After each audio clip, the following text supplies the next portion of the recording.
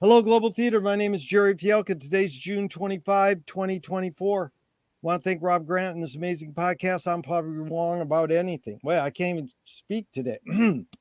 I'm probably wrong about everything. Also want to thank Frank Zappa for bringing me together with our guest today, Conrad St. Clair. What a name. Where in the heck you calling in from, dude? What's that? Where are you calling in from? I am in Brandywine, Maryland. How cool is that? The first question is, what is the best thing for a human being? Breathing? I like that. And what is your favorite form of information? How it comes into you? That is a complicated question. I'm pretty visual.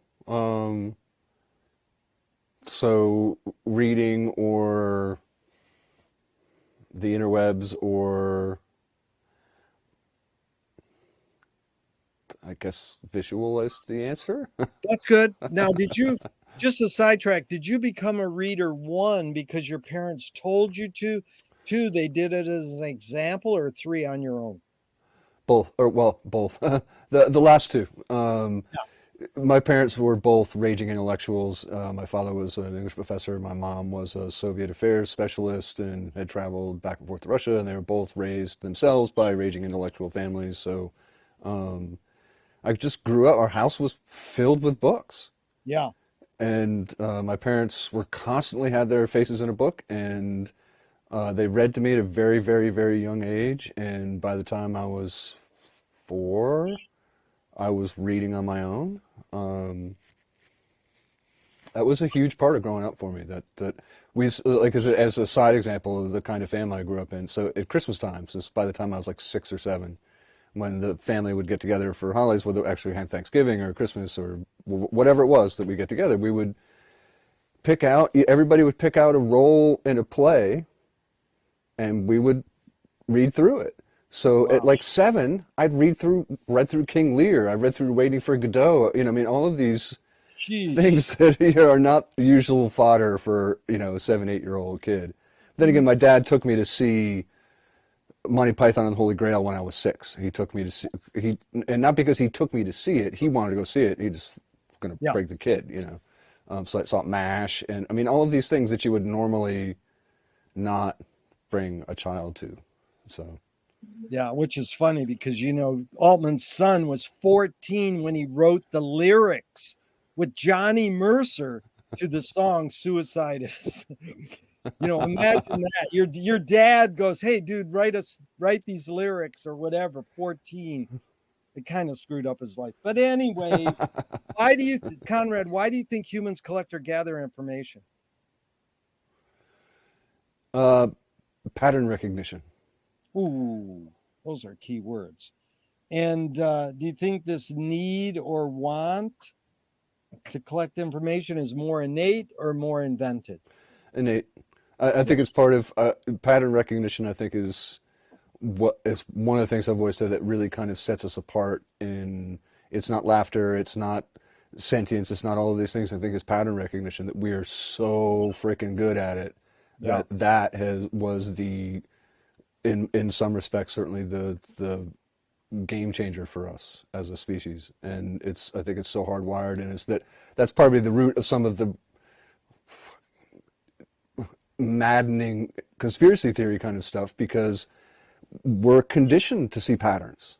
Yeah, And once you see a pattern in something, whether or not that's actually a real pattern or not, you see the pattern. exactly. And it's hard to let go of that, I think. So Yeah, pattern recognition. it's hard to let go because Hollywood will tell us because now the biggest movie happening is Scarlett Johansson faking the moon landing footage, which was the funniest conspiracy theory in the world. That Kubrick shot the moon landing footage because he needed a lens to make Barry Lyndon, and the government had the only lens, so they said, "We'll trade you." Now, I'm not saying I believe that or not, Right, yeah, no, but whoever thought it up, the patterns are there. You know, he hung out with NASA guys, blah, blah, blah. But now it's a Hollywood movie. It's like pop culture. So now it's like, what can you do about that? Okay. Do thoughts create emotions? Yes. And the other way around. Yeah. Fill in the blank. I don't know what I think until I Think.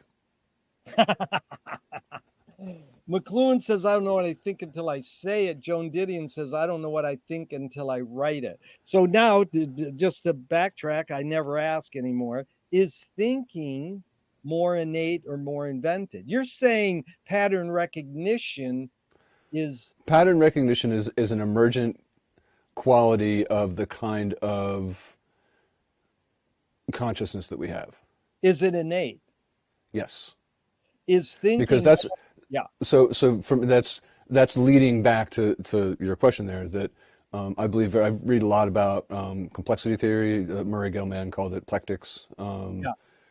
It's the idea that consciousness is an emergent phenomenon, so therefore once you get to a certain level of complexity of neural matter, then you wind up with thought, therefore. Yeah. So it is innate. Yeah. Good. Can humans think without language? Yes. Chomsky says that. Chomsky can go fuck himself. Sorry, he's you know, he's in some respects he's, you know, in especially in terms of some of his early language work, he's a brilliant guy, but he's also a meathead. Yeah, no, I understand. But look at here. Let me finish the question before. Sure. Chomsky says a language is not just words. It's a culture, it's a tradition, a unification of community, a whole history that creates what a community is. What do you do when language doesn't work? When language breaks down, what do you do? Draw pictures. That's good. That's great. Okay. Your observations of humans in general, are we more thinking beings or more feeling beings? I think it's impossible to make a generalization. Yeah. But your hunch, a little leaning one towards the other, what is, yeah, go ahead.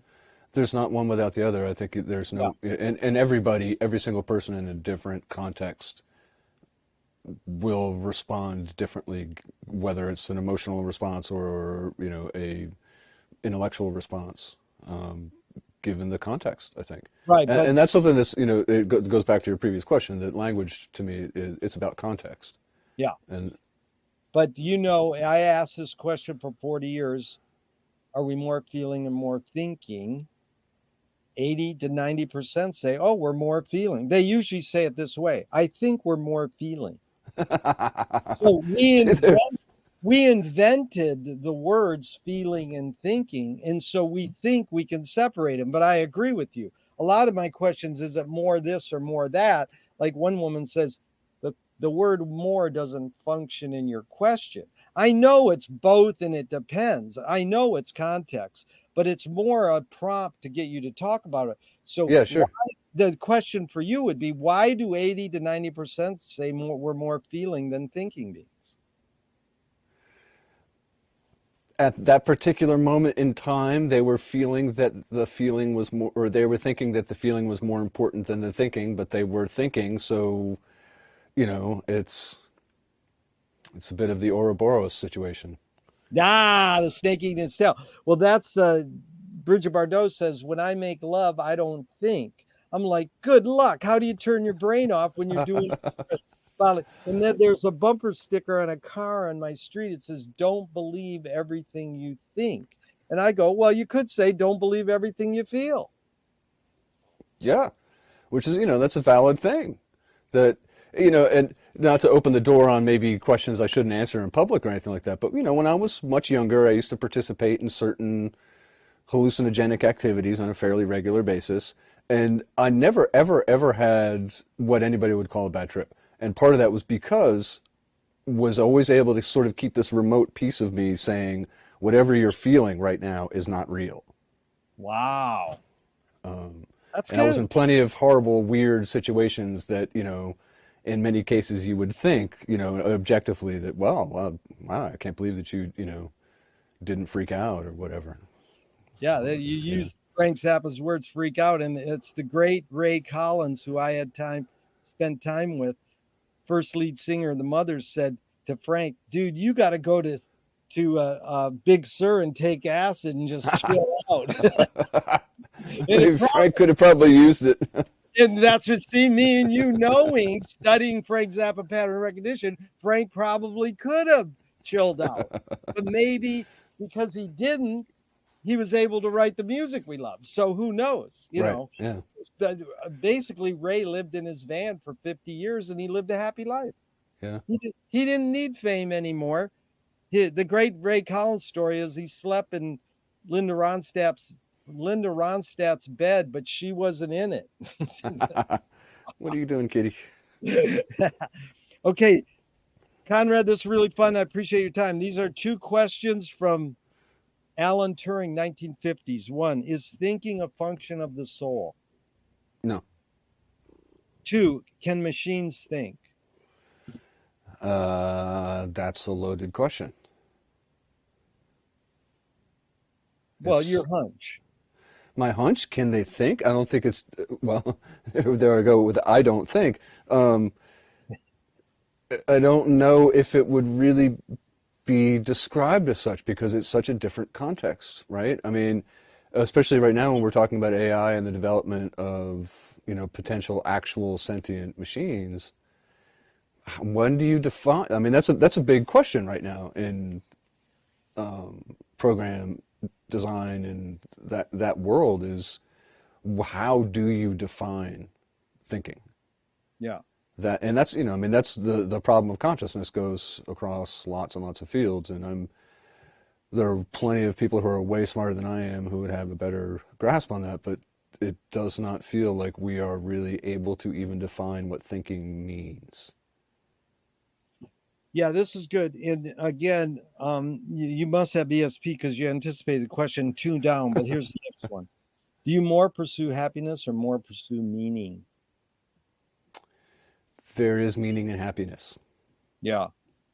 But Viktor Frankl's Man's Search for Meaning is where I got the question. He says, happiness doesn't tend to last, meaning does. I don't know about that. Yeah. I mean, again, it's a, you're trying to connect 2 words that may or may not really necessarily be intrinsically connected. Yeah. Happiness is a state. Meaning is, you could say, is an objective thing. Yeah. Right? That whether or not we agree on the meaning of a given object or concept, you could argue objective, like just as a meaning, right? E equals mc squared. Well, there's really no argument about what that means. How does the idea of a universal cosmic constant, or a giant idea like relativity, how does it make me happy that it's reducible to a beautiful expression like E equals mc squared? Yes. But that's not an objective thing. Yeah. It's good. So, does the brain more detect consciousness or create it? Like, is consciousness there bubbling away and we're more so detecting it or more so creating it? well, you would have to be conscious to detect it, right? So you'd have to be conscious to be conscious. That doesn't make any sense. Yeah. So in fact, it goes back to what I said earlier, that to me anyway, at least I believe in the current sort of theory of working through the world of plectics, that consciousness is an emergent property of a certain level of complexity.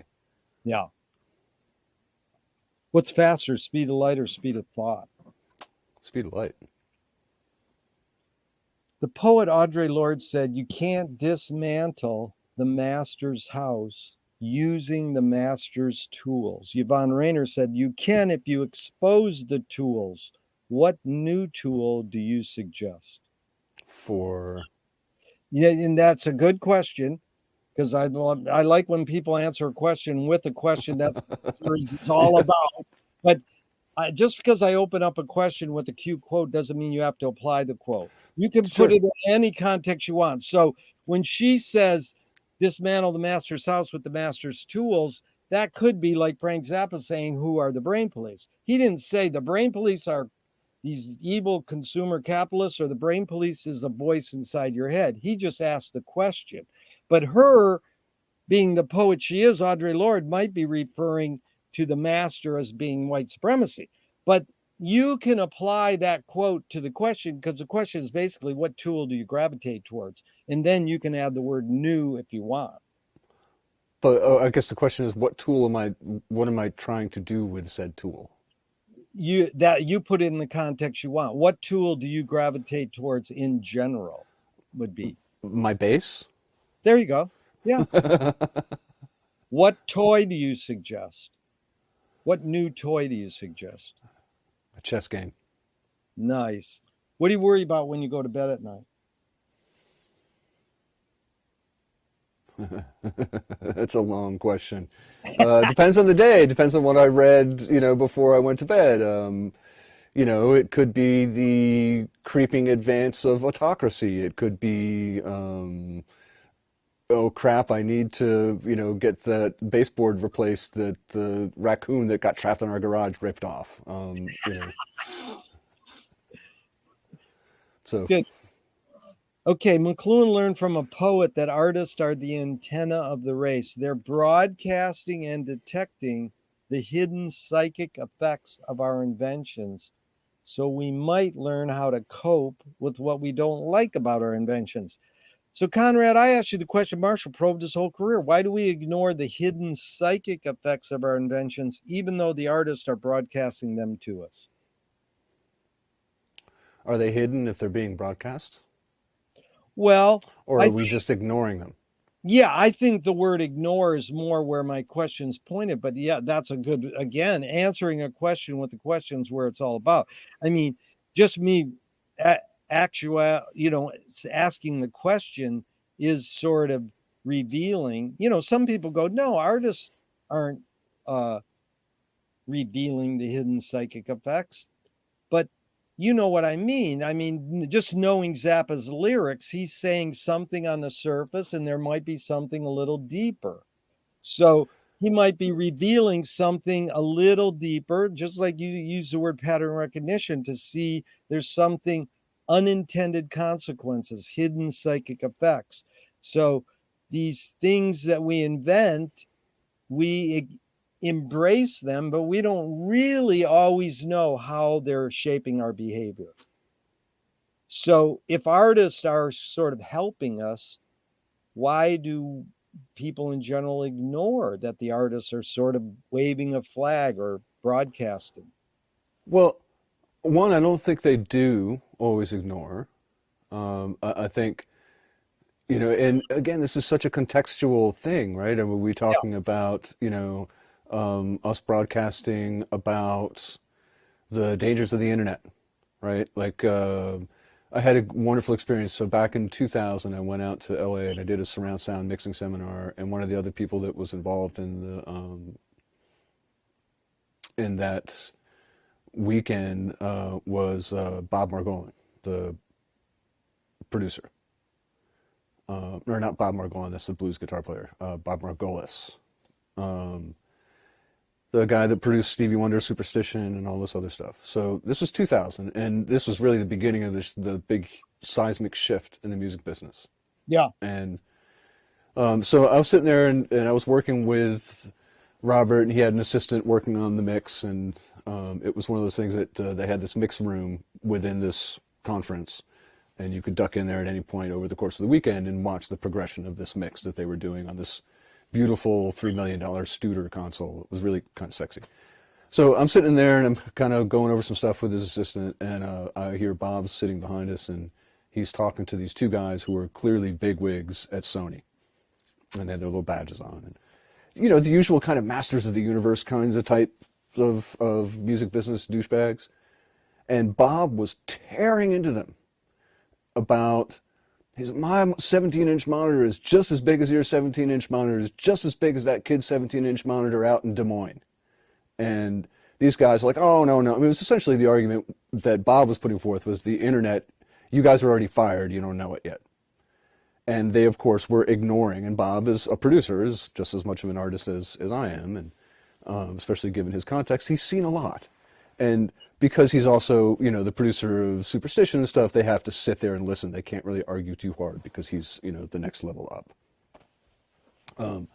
But to me, that was, you know, that's a good indication of what you're talking about, that these guys are just absolutely ignoring.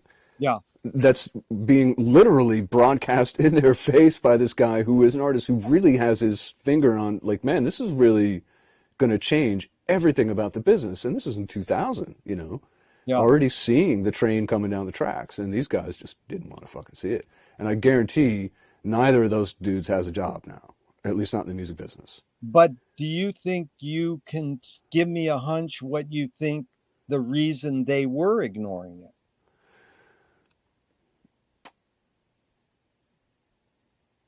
Inertia, to a certain extent. Yeah. Arrogance as well. You know, like climate change. There's a good example of both inertia and arrogance. You know, that one, the inertia of not wanting to move away from our current habits, to the willful averting of the eyes of what's going on around us.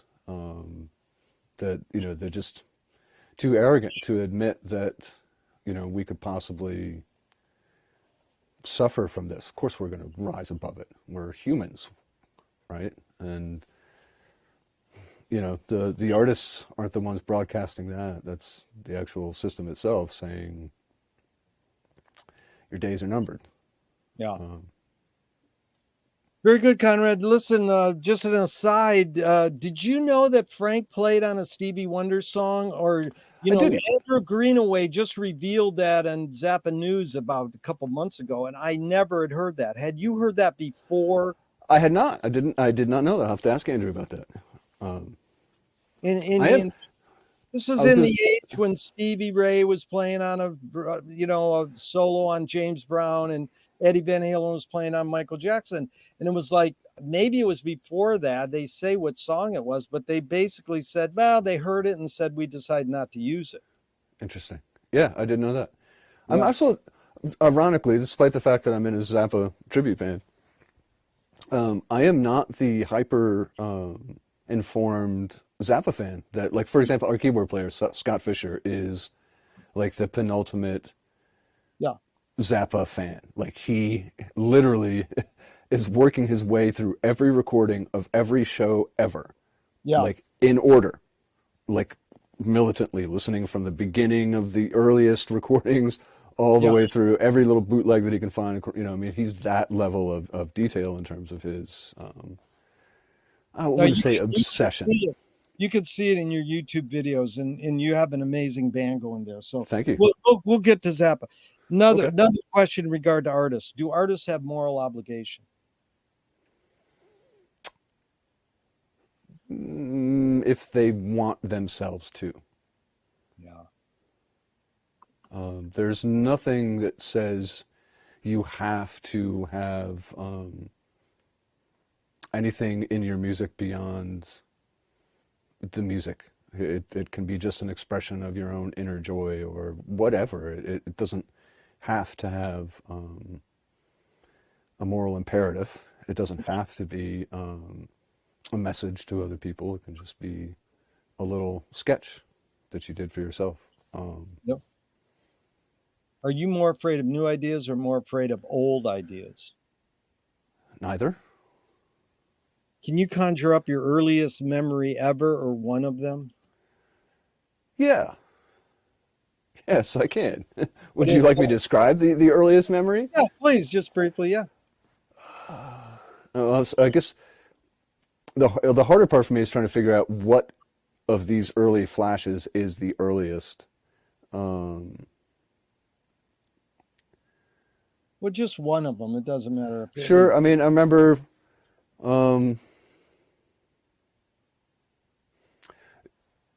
this is definitely not the earliest, but I was young. I couldn't have been more than 3.5 or 4. My dad was doing something in the kitchen. I was sitting in the living room. He was doing something in the kitchen with my mom, and they were drilling something. I don't know whether they were drilling a hole or drilling, putting in a new electrical socket. I have no idea, but the drill was running. And it was a pitch. It's a pitch when that motor's whining.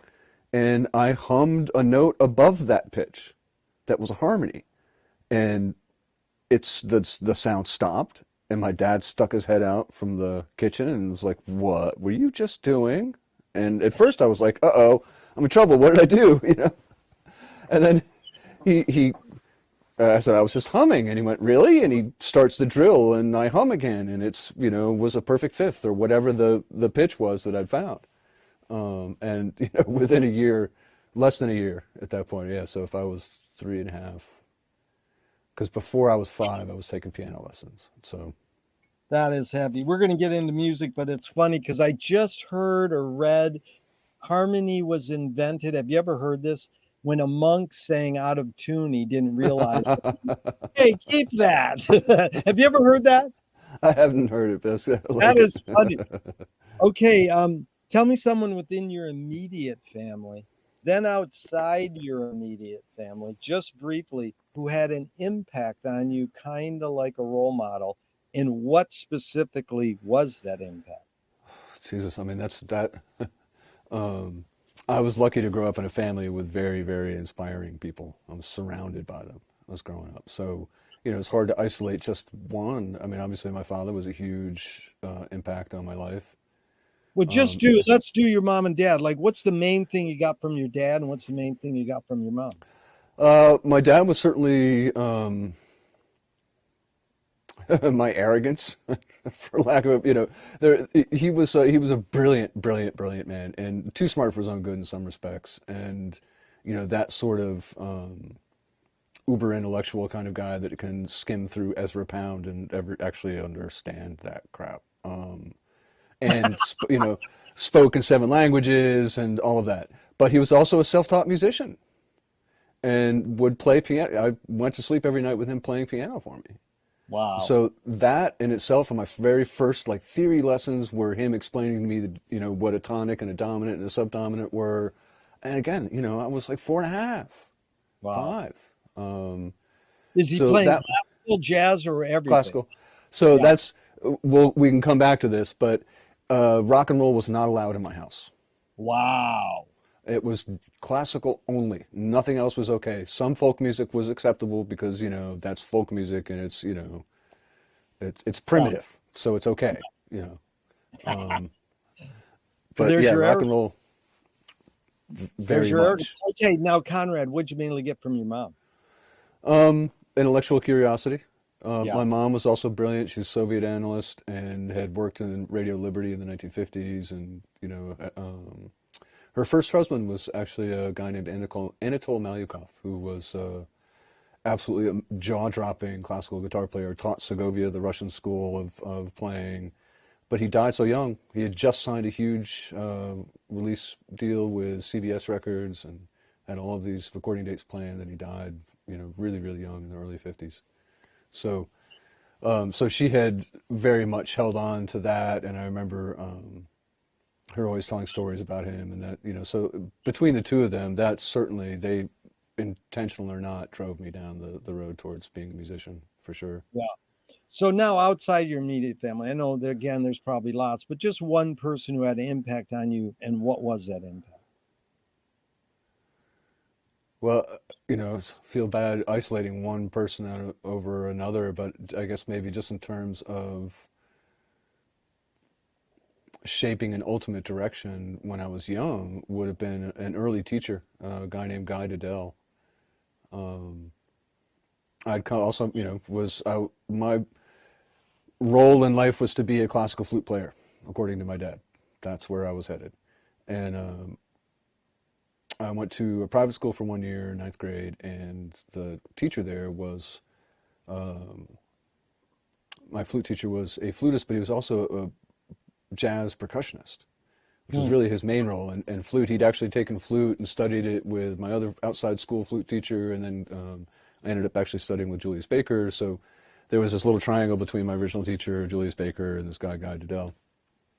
So anyway, so I'm sitting in a room with Guy, and he just plays a chord in the piano. He's okay, I'm just going to play a G and just play. And I went, do you have some music for me? He went, no, you know your scales, just play. I'm like, you can't just play. I need music. I was so confused by this whole idea that I could just play whatever I wanted.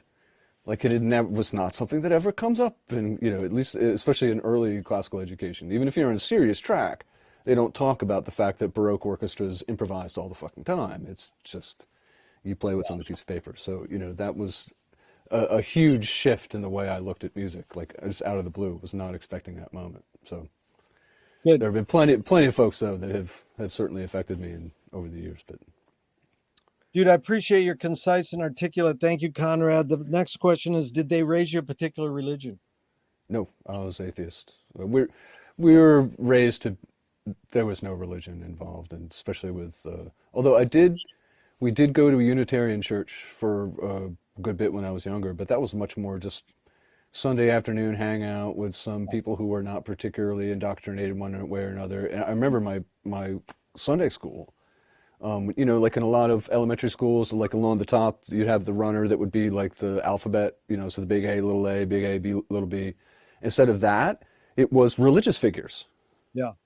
So, here you are in this, Unitarianism is technically Christian, but you're in this Christian school where it's pictures of Kali and Buddha and Muhammad and, all of these other figures. So it was not... and it was just, an excuse for my dad to meet up with his drinking buddies. Conrad, do you pray? No. If God exists, what would you like God to say to you after you die? He doesn't exist. Do evil people exist, or does evil use people as a vehicle? Humans suck in many respects. That's good.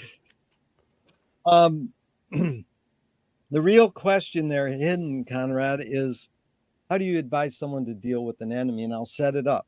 1, Alan Watts says, if you acknowledge your enemy, you empower them. Coppola stole from the mob and the samurai. Keep your friends close and your enemies closer. JFK says, forgive your enemy, but don't forget their name. And Fellini says, I need an enemy. So it's a lot of thoughts. The basic question is, how do you advise someone to deal with an enemy? But first, how would you respond to Alan Watts? If you acknowledge your enemy, you empower them. This is a hugely contextually dependent question. Yeah, but again, you put in the context you want. If your kid has But I have to, it's okay. So if I'm a kid and there's a bully on the playground and he wants to beat me up, I beat the crap out of him. Okay. I mean, that's the only way to respond to a schoolyard bully, right? Yeah. And growing up, that actually happened to me a bunch because I was a smaller kid and I'm still not a huge guy or anything like that. But one of my older brothers started training when I was young and ended up being a professional kickboxer. So when I was young, I got used to being basically his kicking dummy. Whoa. Right? I mean, in a good way. Like he'd put on the pads and he'd knock me around the room. Wasn't in a good way, right? Yeah. Yeah. But that meant that by the time I got to school, I wasn't afraid of anybody. Wow. Like there's no way you can hit me harder than my brother hit me. You can't do it. So I don't care how much bigger than you are than I am. I'm going to fight back. So that was always my response to bullies, and that ended the bullying pretty quickly. I mean, I had plenty of kids picking on me when I was growing up, and got curly hair, funny name, whatever, that anything that a kid will use to pick on you. So I went through that. In adult life, that doesn't work. If I'm in, say, I'm trying to think of a good example. So I've done a lot of sound design work and a lot of theatrical work over the years, large scale stuff. And I've worked with, I guess names are okay, right? So I did one gig with Kathleen Battle, and that was not frickin' pleasant. And I was just lucky that I was the fly on the wall. I didn't have to deal with her directly in any way. And I saw her just ripping into people, doing the most literally insane shit you can possibly imagine. And in that situation, I just hands off. Okay, sure, whatever. Yeah. Patty Lupone was another one. And she made my assistant, she gave him literal hell because he gave her the wrong size mic stand. She wanted a mic stand that was 5/8 diameter, not 3/4 of an inch diameter. Yeah. So in that situation, that bully, it's a professional context. I just kind of go along with it in a peaceful fashion and, do what I can to get her out of my hair because I don't have to deal with her tomorrow. Conrad, here's the follow-up. Nassim Taleb said games were created to give non-heroes the illusion of winning. In real life, we don't know who wins or loses, but we can tell who a hero is. Gregory Bateson, the anthropologist, says, if the criminal gets caught, does he go, whoa, my criminal skills weren't up to snuff that day? Or does he go, whoa, I did something morally and socially wrong? So again, it's a lot of prompts. You can go wherever you want, but the basic question is, does punishment work? Depends on context again. Yeah. Some people when they get, I mean, I know for sure when I was, younger and I'd get in trouble for something that I knew wasn't right. I mean, I was appropriately contrite and maybe even in that context, if the person is that aware, the punishment maybe is almost extraneous that, Yeah. crap, I've already learned my lesson. But sometimes it's necessary. Sometimes it, takes a little bit of uncomfortability to make people understand. But, more often than not, it feels somewhat like the people who might need that correction the most, it doesn't matter. Yeah. Telling Joe Stalin he was a bad man is not gonna make him stop deporting people and throwing them in gulags and Right. If Trump gets thrown in jail, cannot run for president, writes a book and says, I'm sorry, I did wrong, would you forgive him? I wouldn't believe him. Yep. That's what most people say. I mean, the guy's a documented serial liar. Yeah. James Joyce was the first projectionist in Dublin 100 years ago. He basically checked. Yeah, it's Volta Cinema. He basically checked out. He said, this is stupid. Why should I go inside a building and see a movie of a tree when I can go outside and see a real tree? Years later, Faulkner said, sometimes the best fiction is more true than journalism. Why do we have to recreate things in order to get them? Why do we have to go to a theatrical play of people acting out life? Why don't we just live life? Again, a very contextual question, but, in the case of, say, a theatrical presentation, I can't really go out in life and see King Lear happen in person. Not really. Not on the inside, and I certainly don't get insight into the character's motivations if I'm watching on the outside, some, internal drama at the, in the royal house. So there's certain value, and also, draw a correlation to the way I do music direction with bongos. As the bass player, when I'm on stage, I need to focus on playing bass because what I and the drummer do sets everybody else up. If we're not on point, nobody is. So when I'm performing, I'm not really listening like a music director. I can't, right? I need to focus on a particular thing. Afterwards, I go back and we record everything multi-track. And I go through the tours, show by show, person by person, and listen through everybody's tracks. And that way I'm able to really analyze and see whether somebody just made a mistake that night versus it's something they're doing every night. And it gives me a better perspective on how that person got from the beginning of the tour to the end of the tour and all of the steps in between. So drama or fiction or any kind of thing like that lets us create a artifice or structure to be able to see the supporting beams, for lack of a better way to put it. Yeah, we'll sort of dive into music now and just the roots of it and then get into Zappa because I have questions about Furious Bongo's amazing band. And it's really an accomplishment in the world of Zappa cover bands. So what's the tipping point where you go, you sort of said it, but you hear the note from the drill of your parents, and where's the tipping point? You go, this is my calling. This is what I'm going to do for my life. What do you study? Then you go right into high school studying music and college, and that's it? Or like, where's that tipping point? Like, this is my calling. I can't remember a specific thing, but it was definitely, because like with a lot of kids, when you're really young, you go through this, like, I want to be an astronaut and I want to be a biologist, or, aside from those, moments of, like at one point I wanted to be a linguist, because that was Really? Wow. yeah, I just, when I was really young, and of course, unfortunately, I have since lost that skill. I learned languages really quickly. Um, so it was this curiosity and that even as a kid, being able to look at like, well, if I shot or cat, right? There's, that close connection intrigued me as a kid. So the idea of being a linguist, or at least studying comparative languages seemed like something fun for a minute.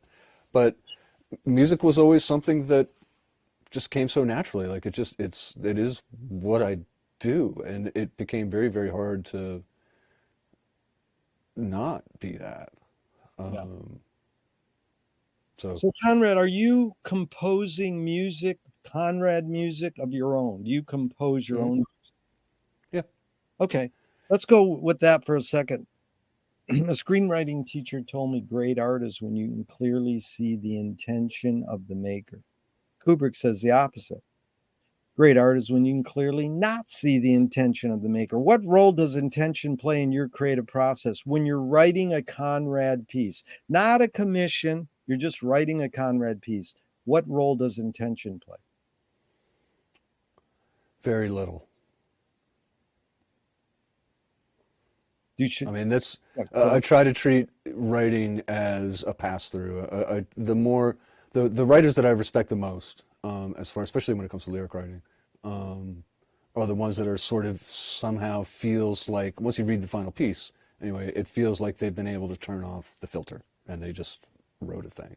Regardless of whether they just wrote this initial thing and then edited it 1,400 times to get it to this little crystalline thing that I get to read. Like my grandfather's poetry was like that. Like it reads on the surface like this amazingly fluid, like it just flowed out of him. Well, it didn't. Right.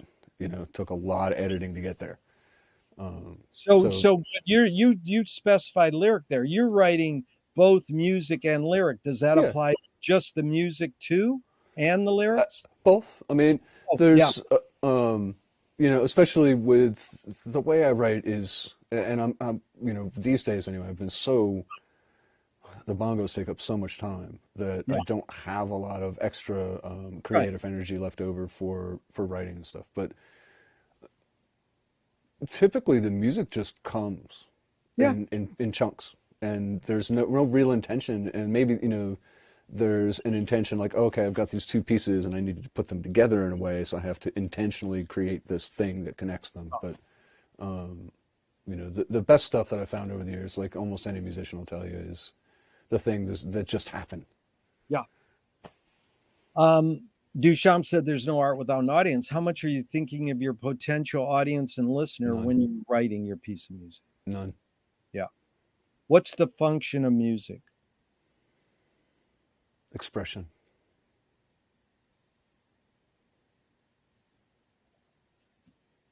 Let's just jump to this because it seems appropriate now. George Manupelli, two of my film heroes say, ignore yourself. Jonas Mekas says there is no self-expression. And Cecil Taylor says, I'm just a vehicle and this stuff just comes through me. Is music making more self-expression or more your vehicle for whatever technologies, cultures, and environments are dominant? It's all of the above. Yeah. Can art making, music making be egoless? Maybe. I mean, I think it's, there comes the ego part, the useful part of being ego-free happens in the assemblage side. Especially as an arranger, that's, it's a hugely creative thing. It's not composition, but it's still, to me anyway, is very much a creative side of what I do, that there has to be some contextual awareness. Yeah. Copeland says the 4 elements of music: melody, harmony, rhythm, and tone color. In non-academic, normal human terms, what's tone color? The presence or absence of a certain amount of odd versus even harmonics. Yeah, the normal guy might not know what harmonics is, but that's good. Let's go into those 4. How do you focus, integrate those 4? Is there an emphasis, or your sort of process: melody, So harmony, rhythm, and tone color? Yeah. something my mom said to me a long time ago has always really sat with me, and her initial comment was, I think she was specifically talking about Hinduism, that, you know, anything that has the 11 steps to Vahayashna or whatever, anytime you see a system reduced to a number of steps, they're missing the point. Woo! So that's, you know, there's no, to me, like, you can't separate that. Like, it's Yeah. all the Yeah. same. It's a whole thing. It's not Yeah. one step versus another, or Yeah. one step then the next step, you know. And yeah, from an analytical standpoint, not to completely, you know, discard Copeland's thoughts. I mean, yes, you know, I mean, I can sort of describe the difference between, you know, a Right. rhythmic element and a melodic element, but it's almost, you know, you're again, you know, referring to Eastern philosophy, and you look at Taoism and the principle of the uncarved block, that by making that definition, you have arbitrarily created that definition, that That's it it. didn't exist before. But now that you've done this deep delve into Frank for 6 years, what do you think his emphasis is of the 4? Does he lean a little towards one of the 4? Nope. No, I think each one has its moment in his writing. You know, if you look at something like Apostrophe, that's a very different collection of songs and approaches than, say, Jazz from Hell. Yeah. And, you know, there's certainly, like, even if you look at a song like Approximate, right? I mean, that's the whole point of that, is to emphasize the rhythmic elements. Yep. So, you know, Yes. every song is different. Yeah, his first piece was called Mice, and it was a percussion piece. And he sang it on Midnight Special one night. Okay, so we'll get into Frank a little more, but a couple more music questions. My friend says 3 T's of music. Well, there's your theory out the window again. Are technique, theory, and taste. So technique, you learned how to play the bass. Theory, you know the structures. How does one acquire taste? What is taste? Yeah, answering a question with a question again. But I mean, why are you a Zappa cover band and not a Barry Manilow cover band? Well, that has nothing to do with taste. Okay. Not really. That's a very different that's a very different origin story. To address the question more specifically, I think, you know, taste is, you know, my aesthetic choices are based on the totality of my life experiences. Yeah. And that's really what it comes down to. And Yeah. where, you know, it's something that puzzles me as a younger musician, and still puzzles me to this day. I see it less as I get older, because, you know, by the time you get to be my age, most musicians have matured enough, they don't really think about it like this. But, you know, when you're younger and you're just learning, there's this great, oh, you know, I'm really trying to develop my style.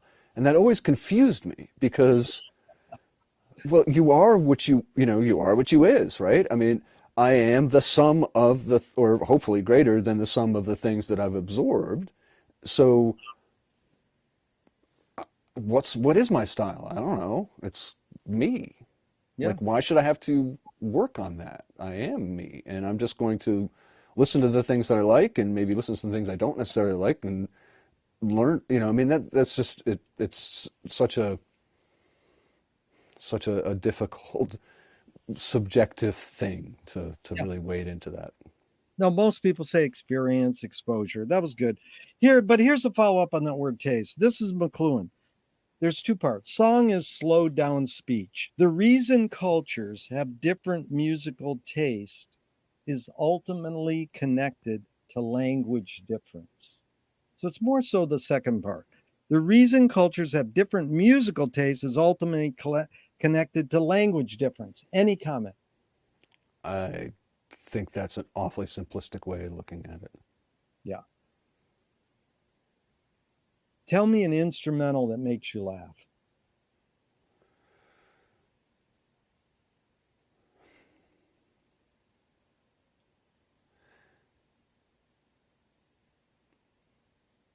That's a good question. I might even say Lost for Words. Wait, is that the name of a song? It is. Losfer Words. Lost for Words. Who's it by? Iron Maiden. Oh my God, and it's an instrumental. They are really known as a vocal band. Do they? I don't know their music. Every album has it, at least they used to. I mean, I stopped really listening to Iron Maiden a long time ago, but I fed on that stuff for a moment when I was a teenager, and yeah, like so every album has at least one instrumental. One instrumental, good. You're teaching me a lot, Conrad. I appreciate that. What's more fundamental, music or language? They're intertwined. Yeah. Thelonious Monk said silence is the loudest sound in the universe.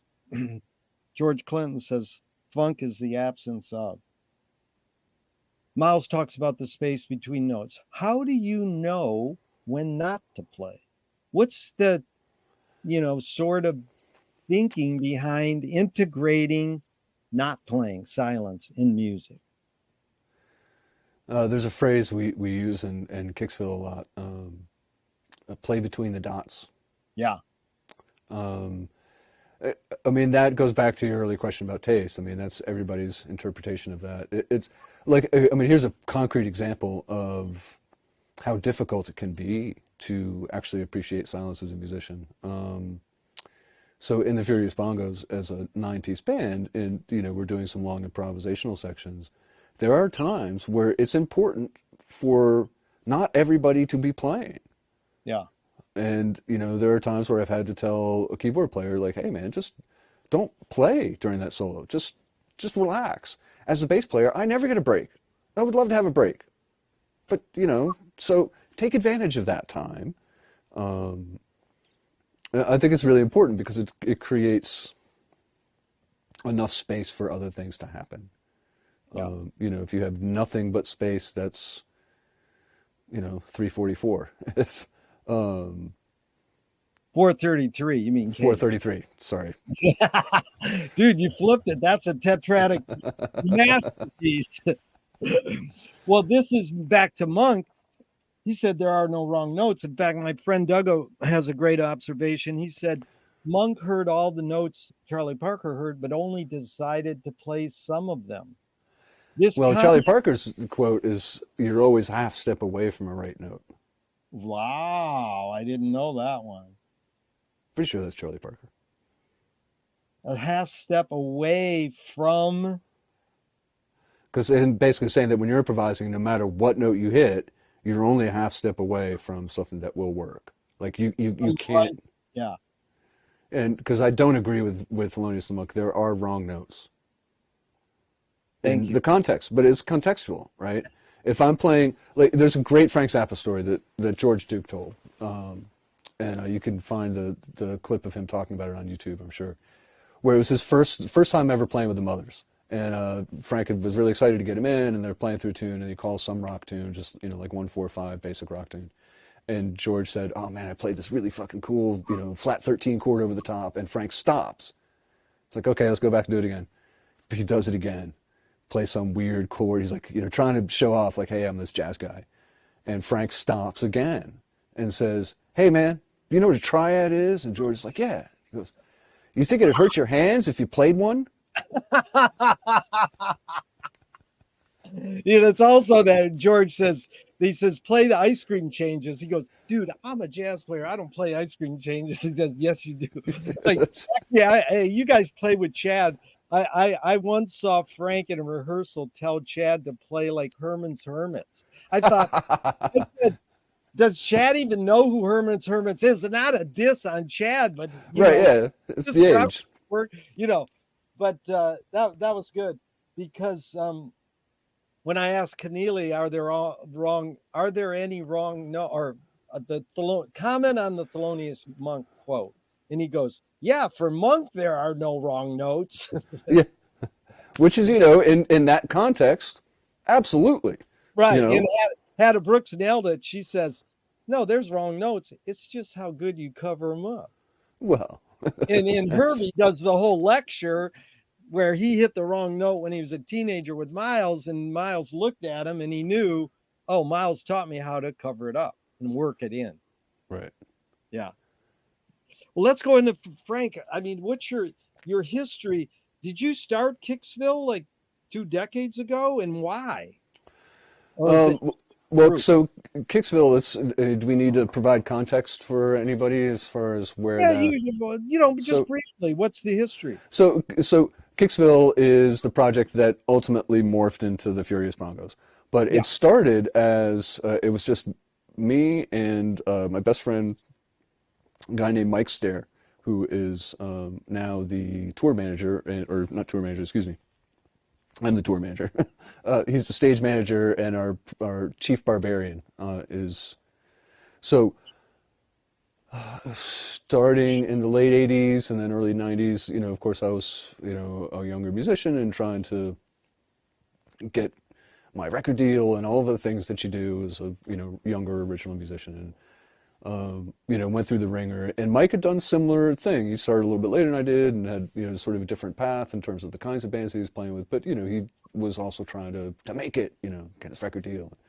And we kept, just running into these personnel issues where you'd be going along and then somebody would do something stupid. A guitar player would turn into a raging drunk. A singer would suddenly start, doing other stuff on the side, decide that he doesn't want to do this project anymore, and then just quit. This is the kind of stuff that happens to every band.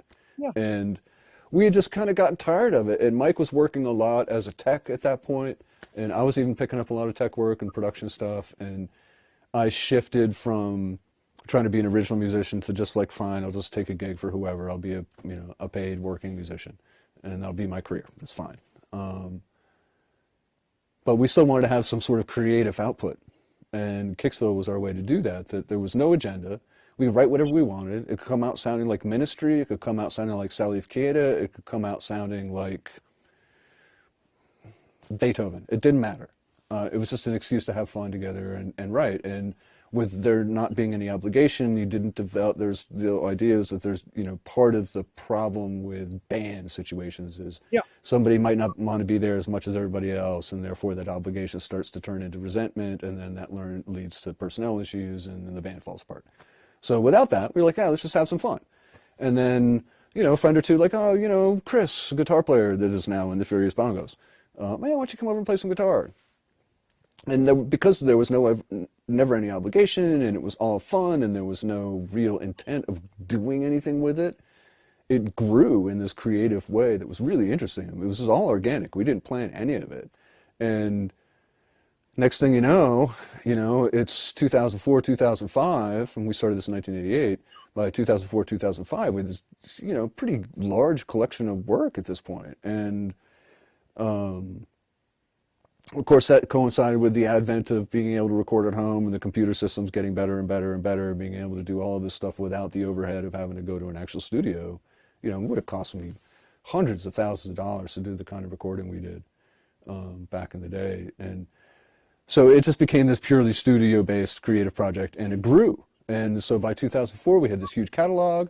There were probably, at that point, 60 or 70 people involved in Kicksville in one way or another. And it was visual artists, poets, songwriters, musicians, techs, production personnel, because we were doing a lot of technical stuff that it was cool to have somebody around that could actually like solder together that piezo mic that I want to record. We used to have a metal I-beam in this house that I lived in, and if you attached a piezo pickup to it and ran it through a distortion box and you hit it with a hammer, it sounded really cool, that kind of stuff. So we decided, what the hell, we'll see if we can make a go of it, and we shopped around a little bit, and we ended up actually signing a record deal with a small company called Rope-A-Dope, and started releasing actual stuff to the public, and we figured out how to do the live show and started touring, and Over time, because we had no agenda. Every song sounded radically different. We went from raging political stuff to complete nonsense and silly, funny stuff. I mean, there was everything in between that people always were like, oh, you guys are a lot like Frank Zappa. Even though, like I don't think for the first 10 years we ever did anything that wasn't in straight four. I mean, it wasn't, there were no long guitar solos. It was none of that. It just was this approach, this organic approach to just write what comes out and don't worry about whether you give a shit. I don't give a shit what people think of it or not. We're just writing it for ourselves, which is ultimately very frank. And I think that's what people picked up on. And of course, along the way, I've always been a Zappa fan, or I've been since I was first allowed to sneak in to listen to my brother's record collections. What Zappa did you start with? Bongo Fury.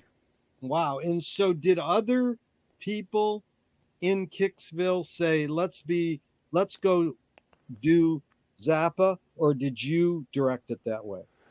It was not so much a matter of making Kicksville into the Furious Bongos, but I had such this lovely opportunity and connection with all these people through Kicksville, and the people that, because there was no obligation over the years as we developed, the ones that were there the most who really wanted to do this were, again, there not because of any obligation, but because they really wanted to do that. And for me, to do this Frank Zappa project, it takes that same kind of commitment that you have to really want to do this. There's no way I can pay anybody enough to literally make up for the time it takes to learn some of this material. Yeah. You have to want to do it for other reasons. So they see, that seemed like a good pool to pull from, and it is. It's the guy that I started was really my initial partner in the Furious Bongos, was one of the main creators at that time in Kicksville, this guy named Biff. And the second person I asked was Lo Murray, who's the tall blonde singer in our videos. And I had been working. Let me ask you about her for a second. Bruce, no, what's his name? Butch Morris. He wrote a book about conducting, and it's, a conduction, it's called. He passed away, but he talks about Sun Ra's conducting style, Henry Threadgill's, and Frank Zappa's, because she is really good at conducting. And I wanted you to tell her, I compliment her. But did she know about Butch Morris? I don't think so. Ask her to check it out, because it's really interesting. Because this is my favorite. When Frank wanted the band to play like Weather Report, you know what his hand signal was? It was like, it's raining. So then they would break into Jocko Weather Report groove. So on that, she has some unique hand signals that are for her and not necessarily from the conducting handbook. Right. Yeah. Right. So anyways, so she was the second person that I asked, because I was working with her on her original project. For her, she's a fantastic writer, and she was doing her own stuff, and her stuff, especially for jazz, is really adventurous in terms of rhythmically and time signatures. And I knew she had opera training, so I knew she wasn't afraid of weird time signatures and weird rhythmic elements. And so she had never heard Frank Zappa before. She had no idea who he was. No idea. And she just said, yeah, sure, sounds like fun. Yeah. And the other female singer is amazing too. Danny is awesome. Yeah, we love Danny. You got a really good lineup there. You're just strong as heck. But let's go into Frank a little, because you sort of, unless you got more to say, you more. Well, I was just wanting to connect, the end of the dots. So Kicksville didn't just become the Furious Bongos. It was, we absorbed a lot of the core folks from Kicksville, just shifted over and started doing the Furious Bongo stuff. And that's Lo Murray, Chris Huntington, our original drummer Lou Calderola is still one of my best friends. Mike Stair, who I said was the guy that I started Kicksville with, he is now the stage manager for the Furious Bongos, and he's the guy that comes up and does Cosmic Debris with us. Really well, by the way, really thank well. You. I'll tell him. But is this they still both exist? Does Kicksville still exist? Yeah, we have. Let's see. We released a remix and we haven't put anything new out in a little while. I'm sitting on a couple of tunes that are waiting to come out. I'll probably release those early 2025. If I go to a Kicksville show, do I see all original, or is there one or two covers? We almost always close with Once in a Lifetime. Right. So that's about the only cover you have done? Yeah. No, we did Monkey Man.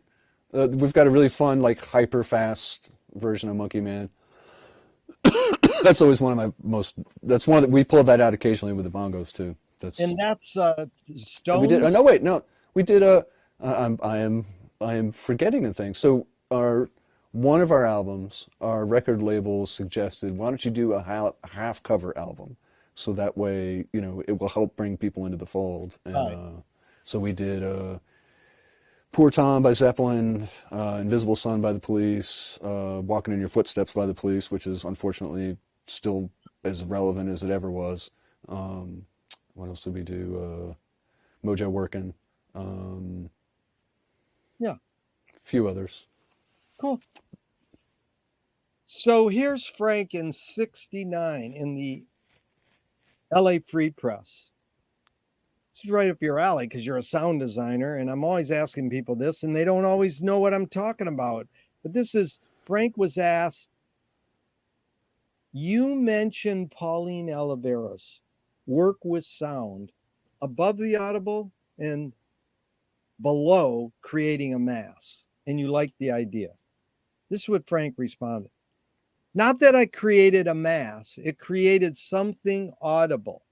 It produced a some indifference tone, which happened to be located within the audible frequency range. By combining something so high you couldn't hear it and something so low you couldn't hear it, he yields something in the middle that you could hear.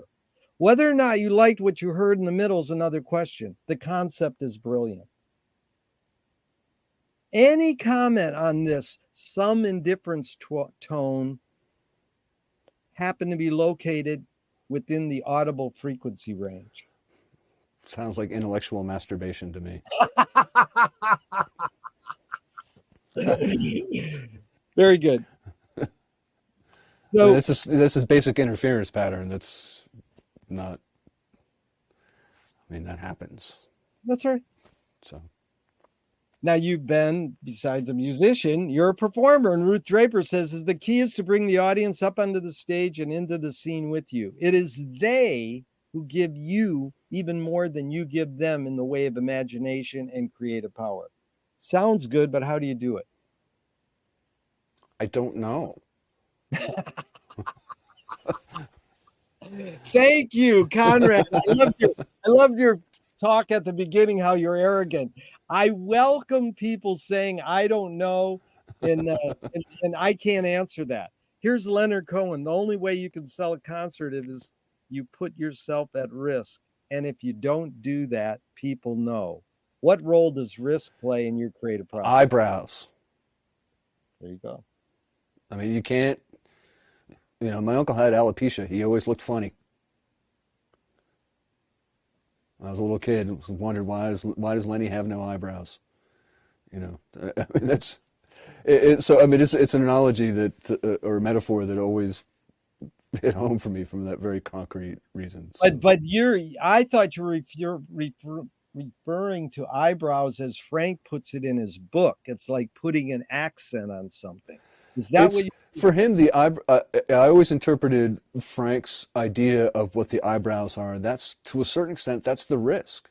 That's the risk. I see. If you're not, yeah, it's not the accent. It's and the accent is in itself taking that chance, right? If you're not really, and you see it constantly with Frank's music and his performers, the people that work for him, that it's constantly about trying to push yourself.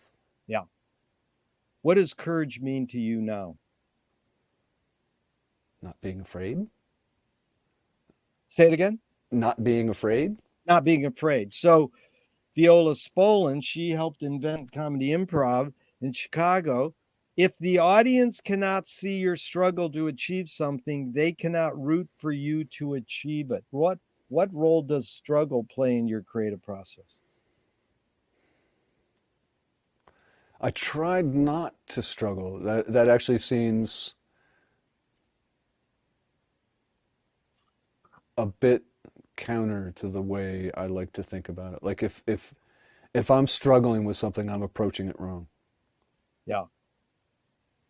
Ben Ratliff's a music writer. He says, I mean sound, as it is long functioned among jazz players as a mystical term of art, as in every musician finally needs a sound, a full and sensible embodiment of their artistic personality, such that it can be heard at best in a single note. So me and you could hear Miles in a couple notes, and as Ben would say, he's fragile and pointed. He puts it in 2 words. Coltrane, slightly undercooked and urgent. If a music writer, good, I'm glad you laughed. If a music writer was going to describe Conrad St. Clair's sound in a couple words, what 2 words would you go, hey, he got me? I have no idea. I don't know. I have no idea. That's 5 words. That's enough. That's fine. I don't know. Dunno. There's one. Don't know. That's 2. But I mean, if you're somebody you respected, that was right. So yeah, like so say somebody I really like especially as a bass player, somebody like Tony Levin. Okay. Came Tony to see Levin hears you, and what he says 2 words. What 2 would you go? Hey, thanks. Tasty and musical. That's good. Tasty, a little tasty sucker and musical. Okay. So McLuhan says everything we invent extends some humanness. Knife and fork extends our teeth. Shutter and a camera extends our eyelid. Even non-tangible, say religion or philosophy, extends consciousness. What does the bass guitar extend for you? What humanness? It's a tool. It's not an extension. It's a tool. Right. But as a tool, metaphorically, don't take it literally. Metaphorically, right? Yeah, and even like it's hard because I don't think about it like that. Like it's like metaphorically, it's still a tool. Yeah. I'm not even sure really how to answer that question. That's all right. So, what was the motive of the cave artist? Your hunch or your guess? Expression. What's more important, conviction or compromise? Both. You've accomplished a lot. How do you rate these 3 elements? Luck, skill, and ambition. What played the biggest role, second and third?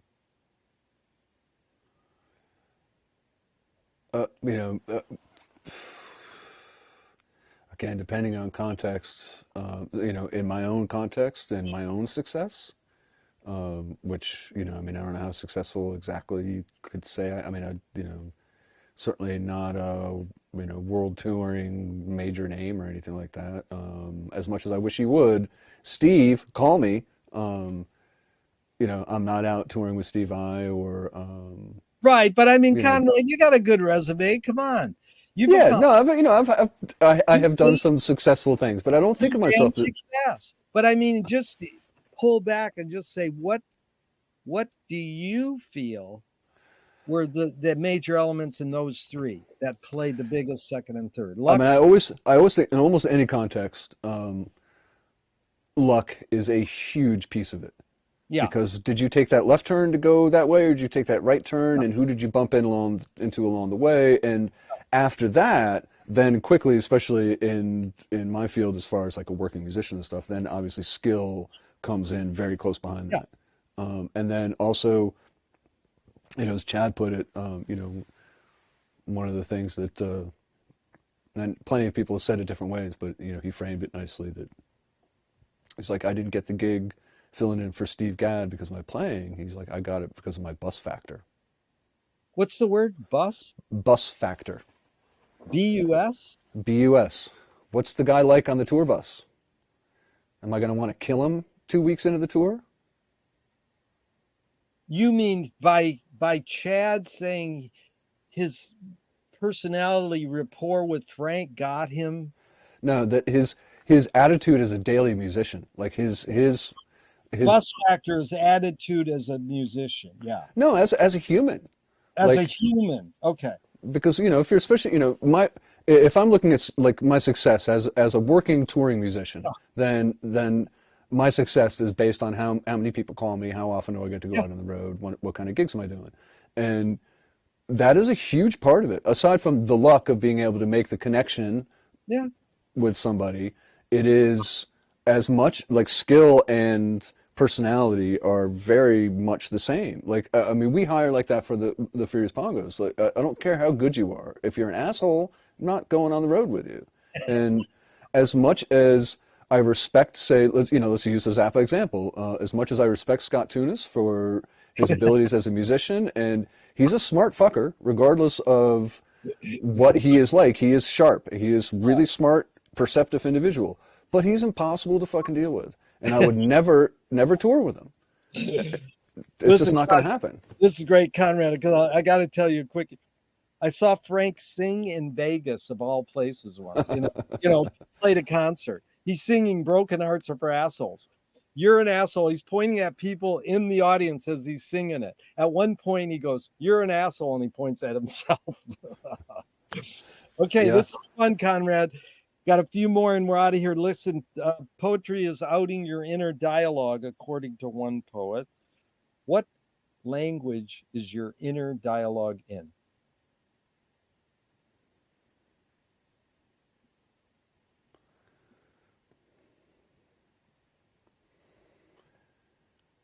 That I don't know. I mean, I suppose it would be visual, probably. Yeah, you said visual earlier. Okay, is perception reality?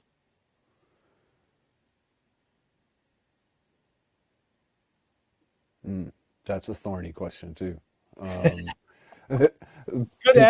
People have been fighting over that one for a long time. It's philosophical circles. A good But word. I mean, my gut feeling on that is, it's important to understand that your perception can be skewed. Yeah. But you cannot, without that perception, you can't. It's important for us to understand how that perception can be warped and to try to correct that. Like it's the same way if you take what's the Very Large Array, that's what it's called, the giant telescope that's actually made up of multiple telescopes. Yeah. And to get that final clear picture, you have to make sure that the warp of each mirror is just so. And then you actually see the real thing as opposed to the blurred image. Very good. And Lily Tomlin says reality is just a collective hunch. Or as Robin Williams said, reality, what a concept. Dueling comments. Okay. Tell me one major element of your creativeness in the music world that's changed and one major element that stayed the same in the many years you've been doing this. I mean, one creative element that has certainly changed is, I've become far more open-minded than I was when I was young. That's a huge shift. What stayed the same? The desire to do it, or the need to do it, or the compulsion to do it, Where's that whatever. based? Where's I that don't know. based? In your I have no DNA, idea. way your parents raised you, or on your own? Well, I mean, I think that's, nature versus nurture, right? I mean, there's certain, if I didn't have, like, as an example, like everything music has always been easy for me. I've never had to work at it. Yeah. Whether it was playing flute or playing bass or understanding harmony. I mean, all of that stuff has always been, aside from maybe Schenkerian analysis or serial music, which is alien, but it was never something I had to work at. It just flowed. And the only time I ever really had... A little more in your DNA when you hit that pitch with that drill sound, or it's a little more the environment they raised you? I think it's both. Yeah. That's what I'm getting at. That I think that I may have had this innate ability that got sharpened quickly because of the environment that I was in, and that I continued to sharpen as I got older. So, yeah, good. Moshe Feldenkrais works with healing and movement. He says it's literally possible to identify a weakness and incorporate it to become a strength rather than we're normally taught to overcome a weakness. Tell me a weakness you turned into a strength.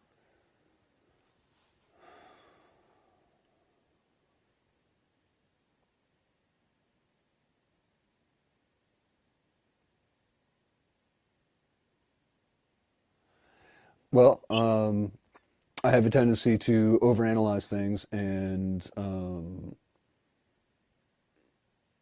be very particular about the order of details. That has made me a very good production manager.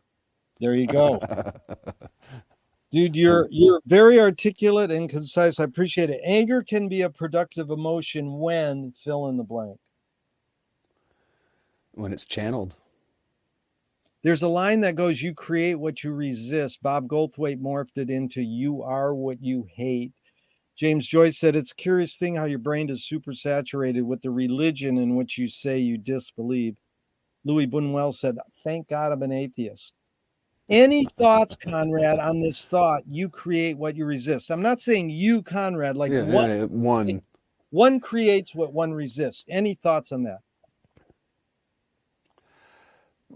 I think there's certain validity to that. I would think that, and especially given personality types certainly create their own difficulties. Seen that plenty of times. What's the most significant difference between men and women, physical aside?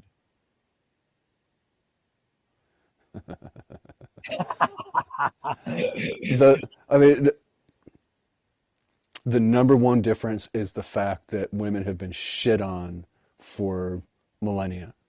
Wow. What caused matriarchy? What caused matriarchy? Yeah. Where? There's certain. So there's some West African cultures that were matriarchal for sure. Yeah, like what caused it?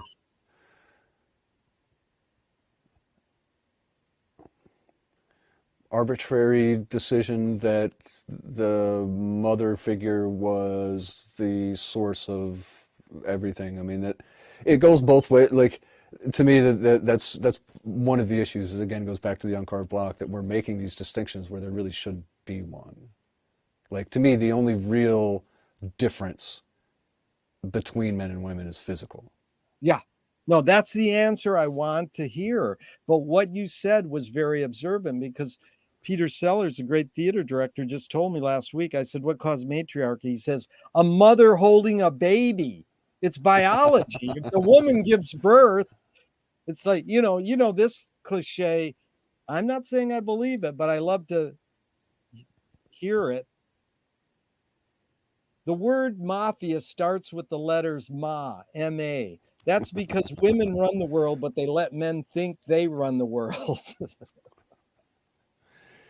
Well, I wish that was more true than it actually is. Yeah, exactly. A woman once said, shh, don't tell him. Yeah.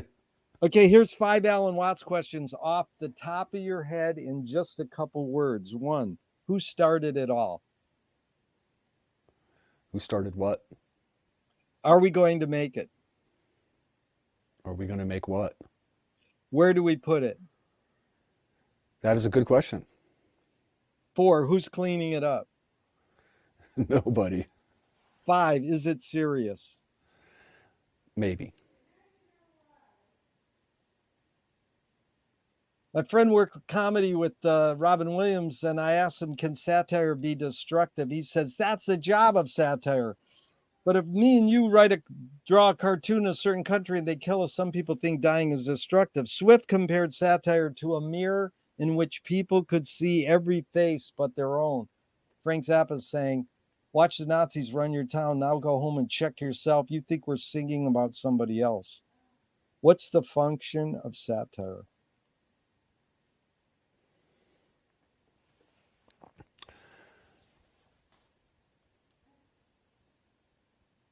Old man John wouldn't tap steel till it was right, and he let the superintendents rave. He didn't give a damn about tonnage, but he did give a damn about steel.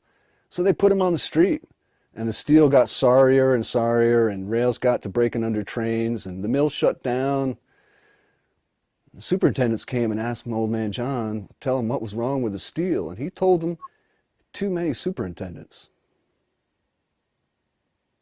Dude, that was beautiful. Nobody ever reads. Now, who wrote that? That's my grandfather. That's John Beecher. He wrote that poem. Yep. And his last name spelled what? Beecher, John Beecher. How cool is that? That was so beautiful. That's same family line as Harry Beecher Stowe, Lyman Beecher, Henry Ward Beecher. That's my family. Old Man Joe, that was beautiful. Old Man John. Oh, Old Man John. Sorry, yeah, and I love. There's an we won't get sidetracked with that. There's an autobiographical component to that my grandfather was at the forefront of labor protests in the 1920s because he grew up working in a steel mill, and in what was he doing that? When? No, when in what city? Well, he was born in Birmingham. And by 1918, he was working in a steel mill, and by 1920, he was at the front of the picket lines getting his head beat by the Pinkerton detectives. Woo! Birmingham, Alabama? Yep. Wow. If I Forget Thee, O Birmingham is another one of his poems. Dude. You bowl your bombs down aisles where black folk kneel to pray for your blacker souls. This is a white dude. Yeah. Man, that was written in 1938. I'm from Flint, Michigan, where we started protesting with labor in 32 or 34. He beat us by like 12 years. There's a short piece I can give you. The burnt black bodies of the homeless were found in the embers of the Negro church into which they had crept to sleep on the floor. And the wails of the people carried down the valley and reached the ears of the rich on the mountain like the distant whistle of a fast train coming. 1932. Conrad, that was beautiful. I got a few more. I asked for 9. Can you go a little longer? Yeah, sure. I've got no plans today. So. Dude, that was amazing. I almost skipped the satire question, and you just like ripped a hole in the universe. My brain's leaking all over the curb. So, how do you find peace of mind? Breathing. Yeah. If you were walking down the street and you met yourself as a 12-year-old, what would you say to your 12-year-old? Jesus. God, you're stupid. That's what I would have said. But I mean, you're not getting that. Are you getting that from your mom or dad or your older brother? Where'd you get this God, you're stupid? To refer to me when I was 12, because when I was 12, I was a dumbass, or I was preparing to be a dumbass. I went from this super bright young kid, and with this, I won't say I was prodigy, but I was on the fast track, and got to teenage years and took a hard right turn for more years than I just. So anyway, so don't be stupid. That would be. But they didn't. They weren't saying you're stupid. Your older brother and your parents weren't saying. Oh, I thought you said older self. That's what I did say. I did say that, but I'm just saying, where did you get that to say that to your 12-year-old self? Experience. From life experience. Yeah. Like having done this stupid shit and afterwards going, oh man, that was really dumb. But that's back to how do you flip a breakdown into a breakthrough? How do you turn a rejection into a redirection? Yeah. So maybe you wouldn't have been as smart as you are now if you didn't go through that. I mean, there's certainly something to be said. I mean, again, not to bring up too much of my old habits and stuff. I mean, I'm 55 now. When I was 19, I had a moment with cocaine. I spent way too much time fucking stuffing that shit up my nose, and I quit hard. Fortunately, I saw where that was going to lead, and I was able to get the fuck out and stop.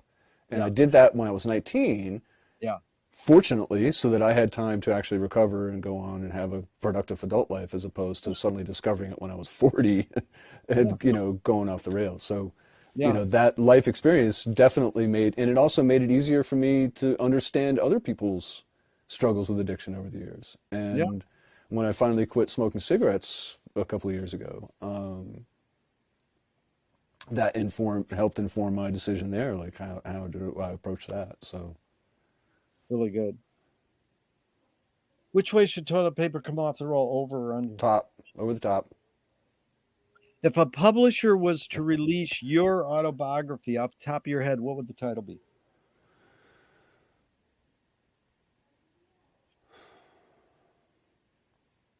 I don't know. That's a good title. I mean, that's literally like, I don't know. Okay. They want to scent the glue in the binding. What smell? They want to scent the glue in the binding. Of your autobiography.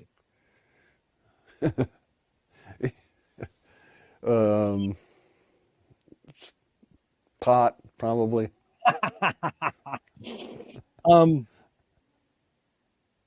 If a statue was built in your honor, where would you want it displayed and what would it be made of?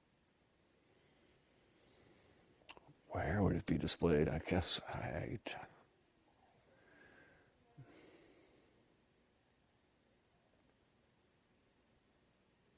Grenoble, perhaps. And what's it made of?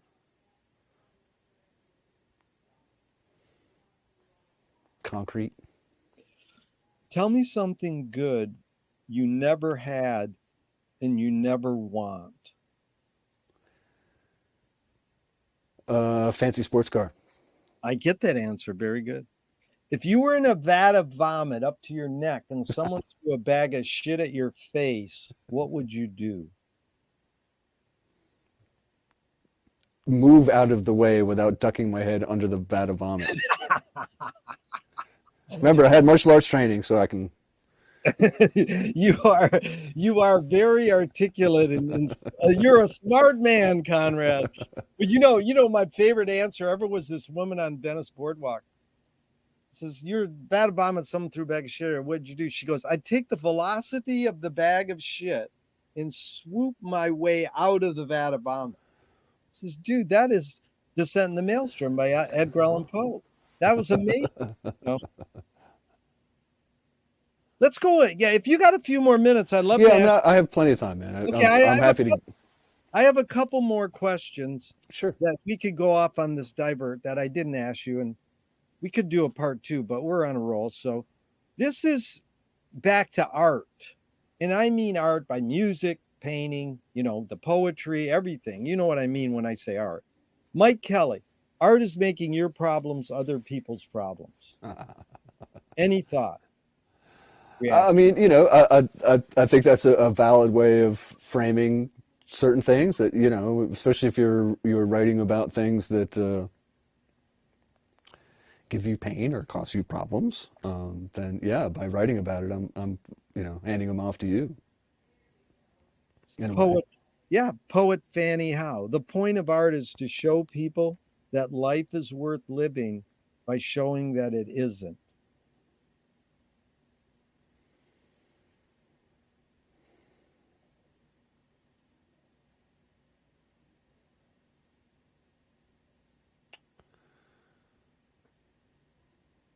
I'm going to forget the attribution, but I got to answer that with another poem.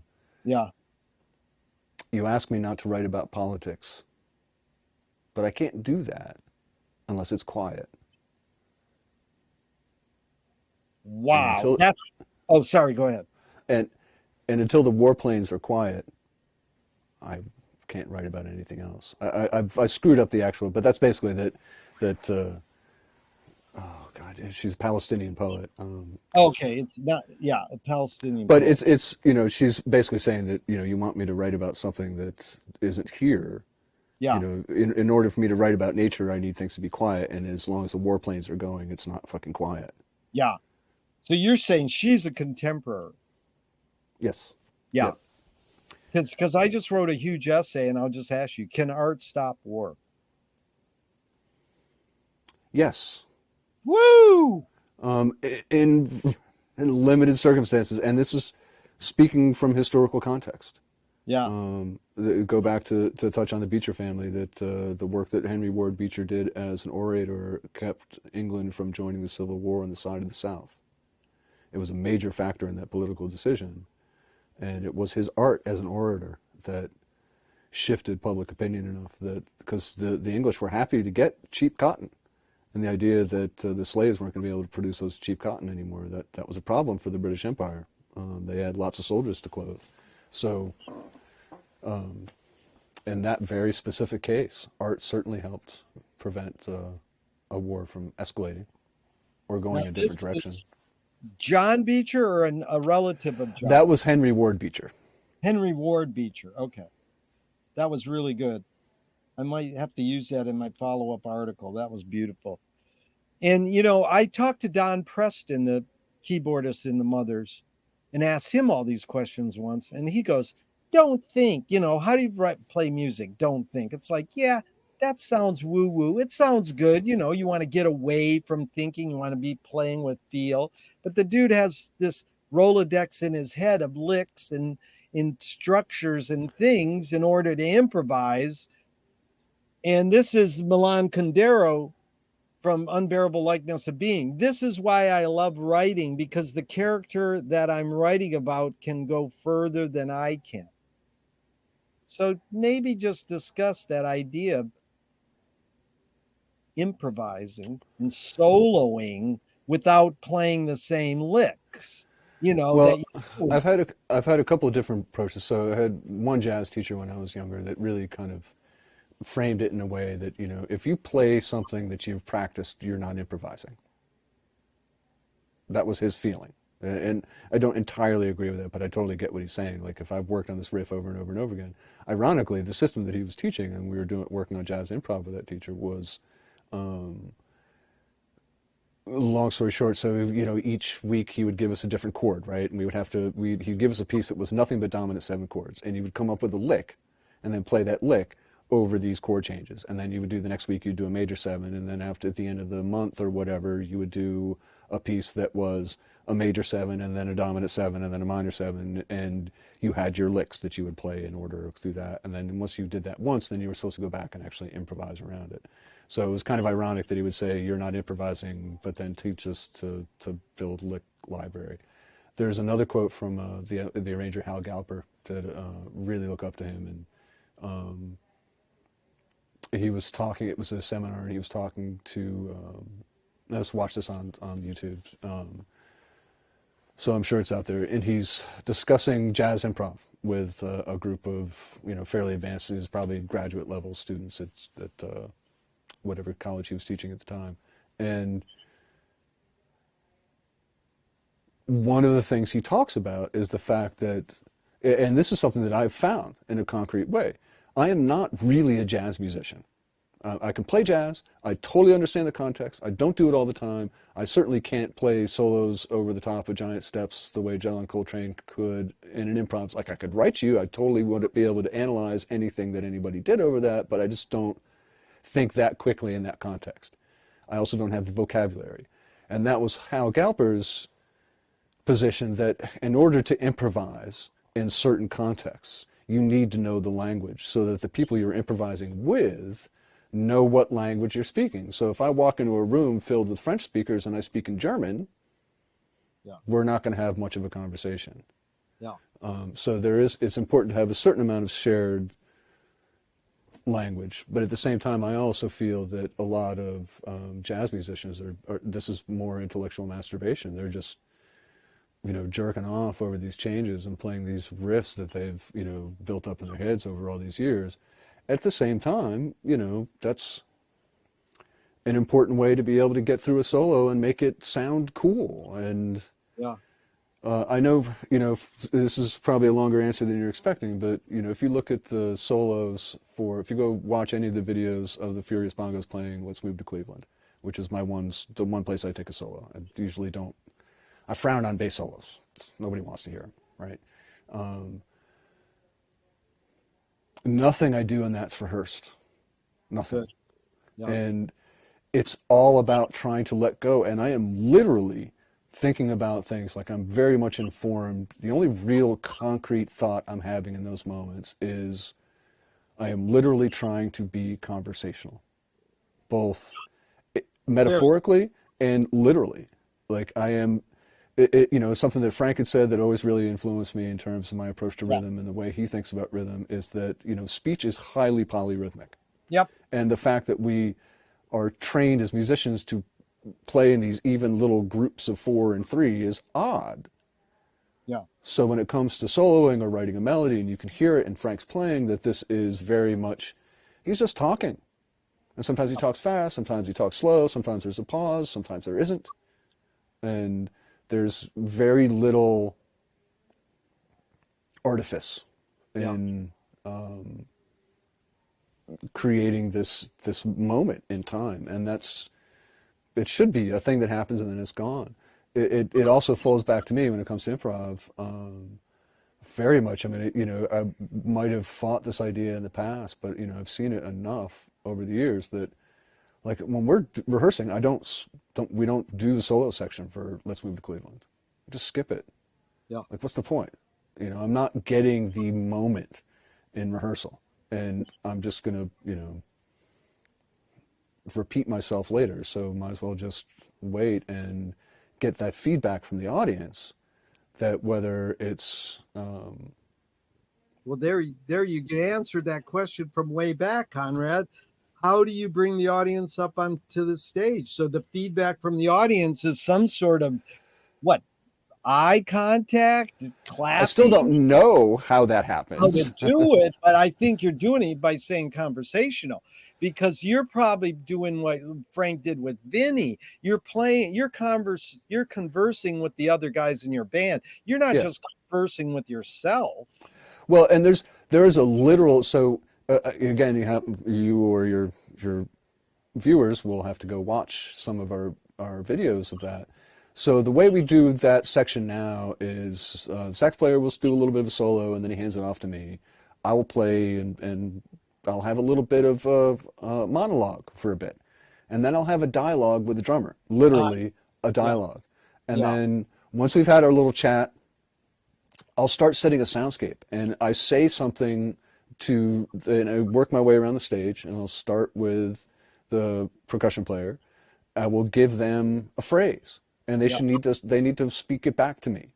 But of course they're humans, right? So it's not going to be a literal response, and there's going to be some motion in there. And then I go to the next person and I build this tapestry of all of these people's, it's almost like what Frank called stunt vocals, the background babbling and stuff in Inca Roads or Advanced Romance, where I'm creating this stacked conversation of all of these people saying different things and trying to make it make sense in a larger picture. So to me, it is literally, I speak something to you, you speak back to me what that thing makes you think.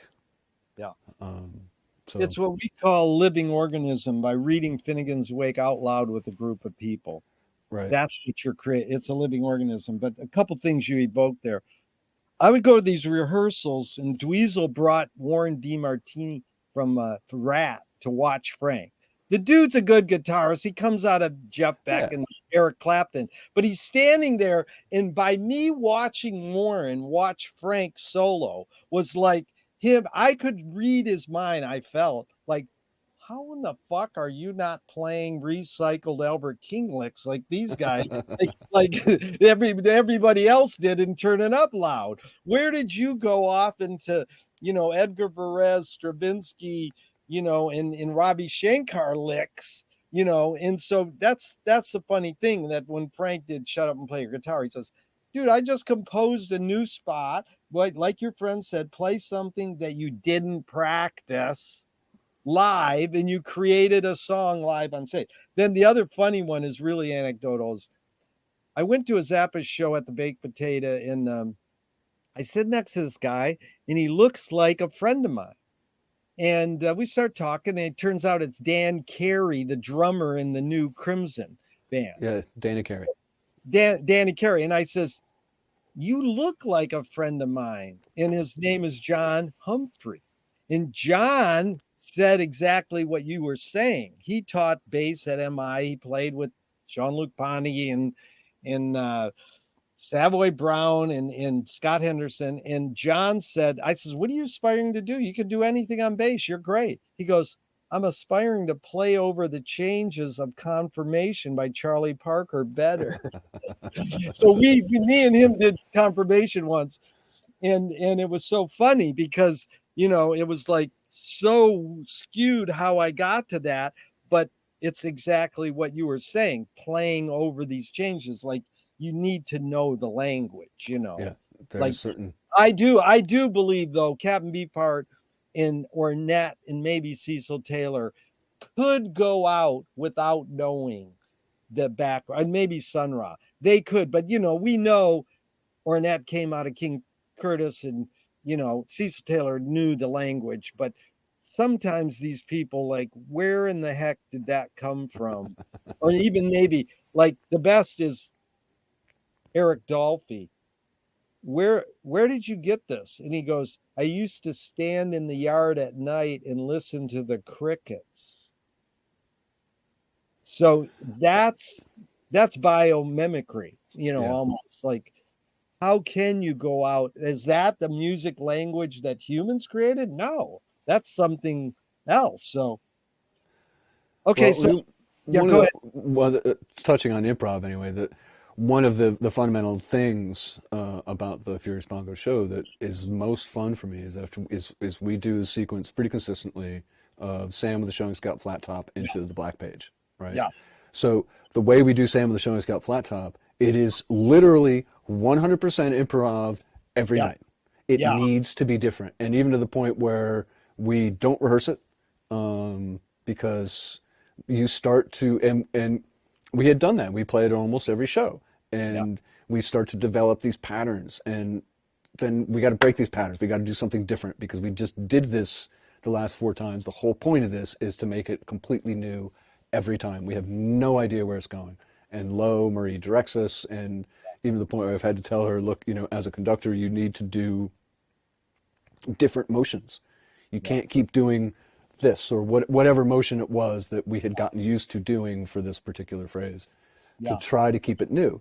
And by framing that with the black page, which is, one of the, aside from like the big drum fills and a couple of the measures, that's through compose. There's no improv really to speak of. So that dichotomy is super fun for me. Fun, and it's important. And I really want her to see Conduction by Butch Morris. I don't even know the book, but it is, how much did these key players in developing conducting signals of their own change their signals, change the language of conduction? And then how can you tap into not relying on your past licks? You're like, oh, that worked last time when I went that, Right.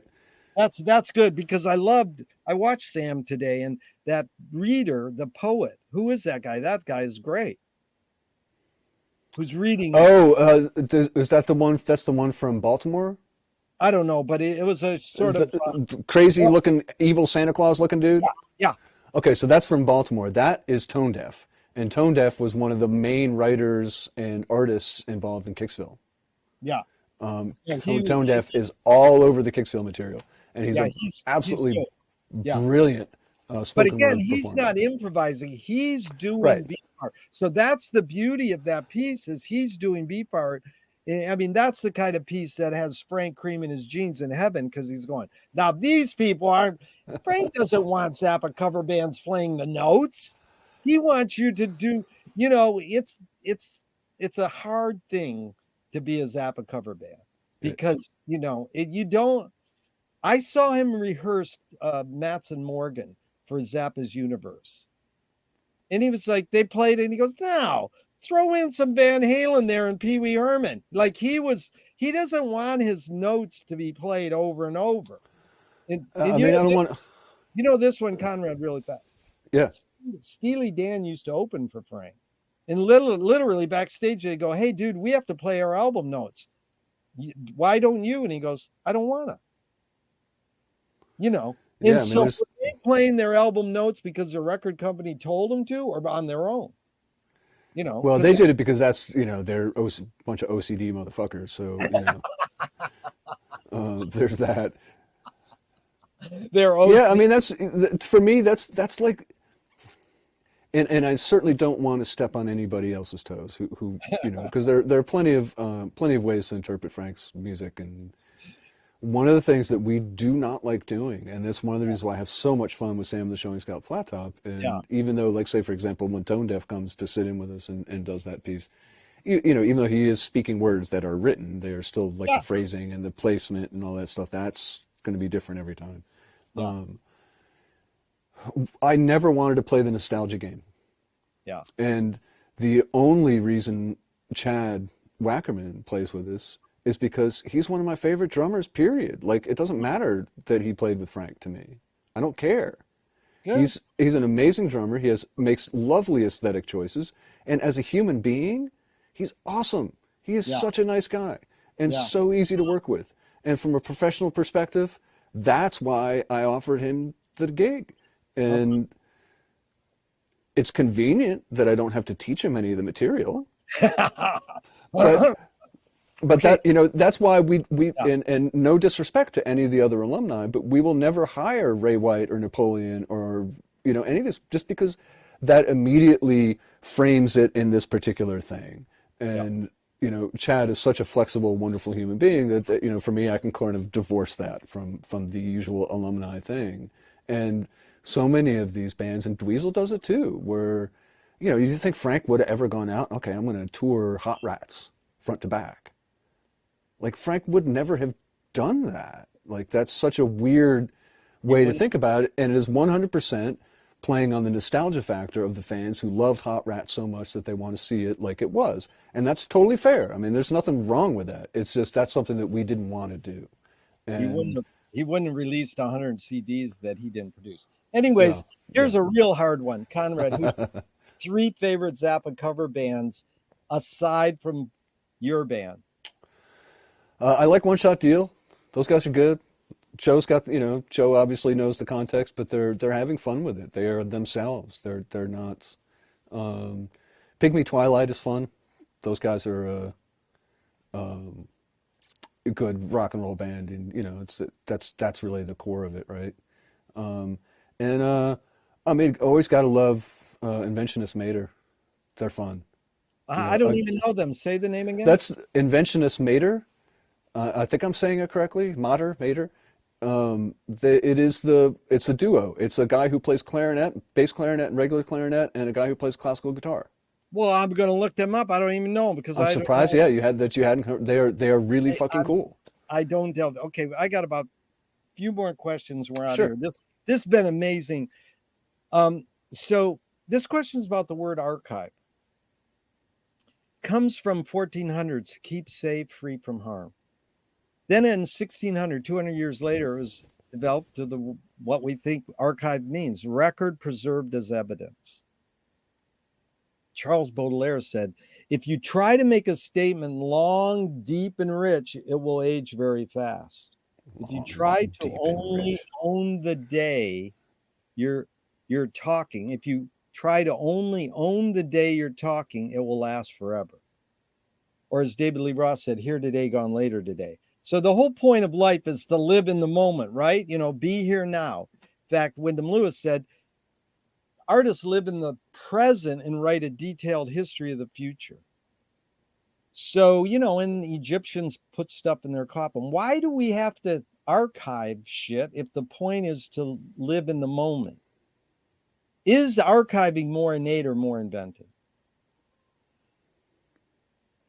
It's part of our fundamental dichotomy, right? This need to move forward at the same time that we want to look over our shoulder, and even taking the sort of pejorative context of nostalgia. I mean, there's a certain value of being able to understand what came before. I mean, the old cliche of those who know history are doomed to watch everybody else repeat it over and over again.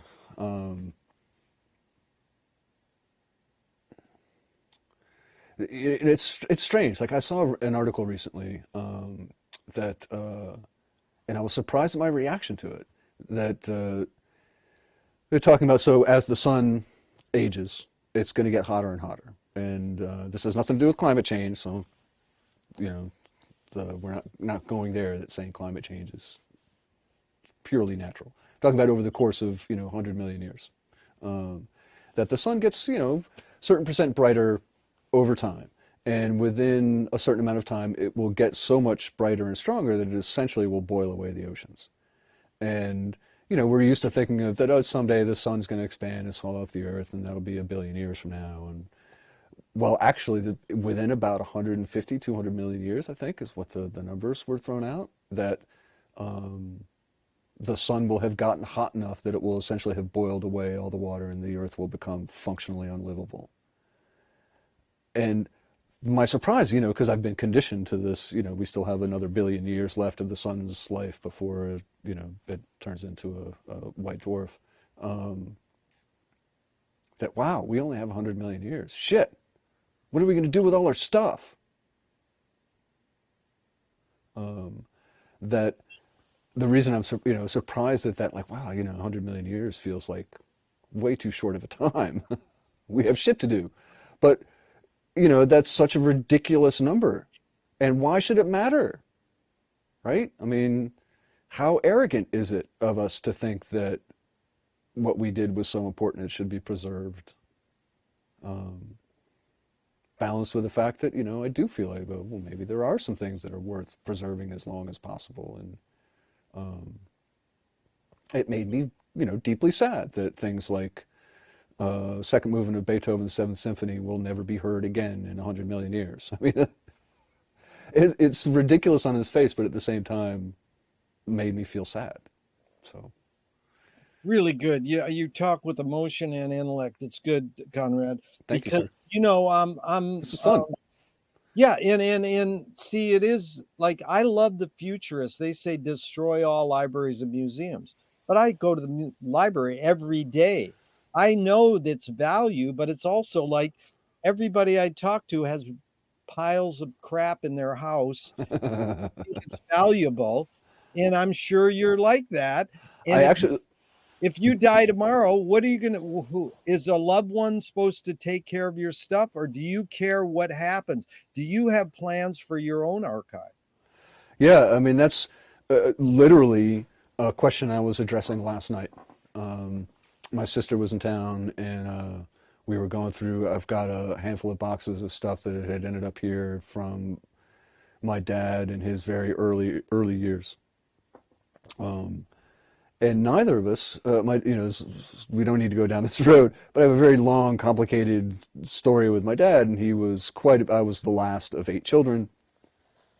He was married 4 times and had lots of mistresses in between. There are at least 2 other kids outside marriages out there. So, he had a long history and did some fascinating things along the way and all of that stuff. So we were going through some of these old letters dating back to like 1936, 1937, and then his period when he was in the Merchant Marines in World War II, and then realizing, like, because my sister has a different mom, she's from an earlier marriage, realizing just how little time there was between wife number 2 and her mom, who was wife number 3, that in fact they weren't separated, they were overlapped. And that wife number 3 was the affair that ended wife number 2's, so having this archive was interesting. But my sister also pointed out too that, our father passed away back in 1984. Her kids have no idea. They were born in 1997 and 2000. They have no connection to their grandfather. None of this stuff matters to them. It doesn't matter even the slightest. And I have been thinking, over the last couple of years too, that I have all of this material here, both Furious Bongos recordings, I mean, hours and hours and hours and hours. I mean, every show we've ever done. I've got all of this Kicksville material here, all of this stuff, and right now sitting in files and formats that would be really difficult for anybody else to figure out. So how do I get that material into a fashion that, is transmittable to the next person? My mom, same thing. When she passed away, her archives were they're actually at the Hoover Institute out there in California, and assembling that into a form that they could actually get into their archives was quite a lot of work. But at least you had the ability to find someone, because so many people, like Frank, had some archive. But let me ask you a technical question that I've learned from, we're doing a movie on archiving, and the archiving queens of LA have taught me this. Most people go, well, I got it backed up on hard drives. They go, yeah, but do you test the hard drive once a year and replace it every 10 years? Yeah. Is that Yeah, true? well, You're supposed to check it every year and replace it every 10 years? well, it depends. Certainly an old disc can freeze up if it has, if hasn't been used in a long time. That spindle can stop spinning. It's sealed inside, so I mean, there was not like there'd be any rust or anything that would develop. But certainly, over time, mechanical parts fail. Solid state drives have another problem too, that if they're not supplied with power, typically once a year, every 2 years, they will start to lose their memory. Yeah. And I've got some, CDs from the early period of the Kicksville stuff that are, that's my backup medium, and most of them I think are still okay, but we're going on 25 years, and I don't know how long. And will the internet, will the cloud ever be turned off? Well, that's a big question, right? And so, I mean, there's no perfect storage medium. The banks and like the research companies that my wife works with, they all use tape drives still. Yeah. Because that's, the archival tape stuff that they use, the digital tape, that's, typically rated at about 100 years.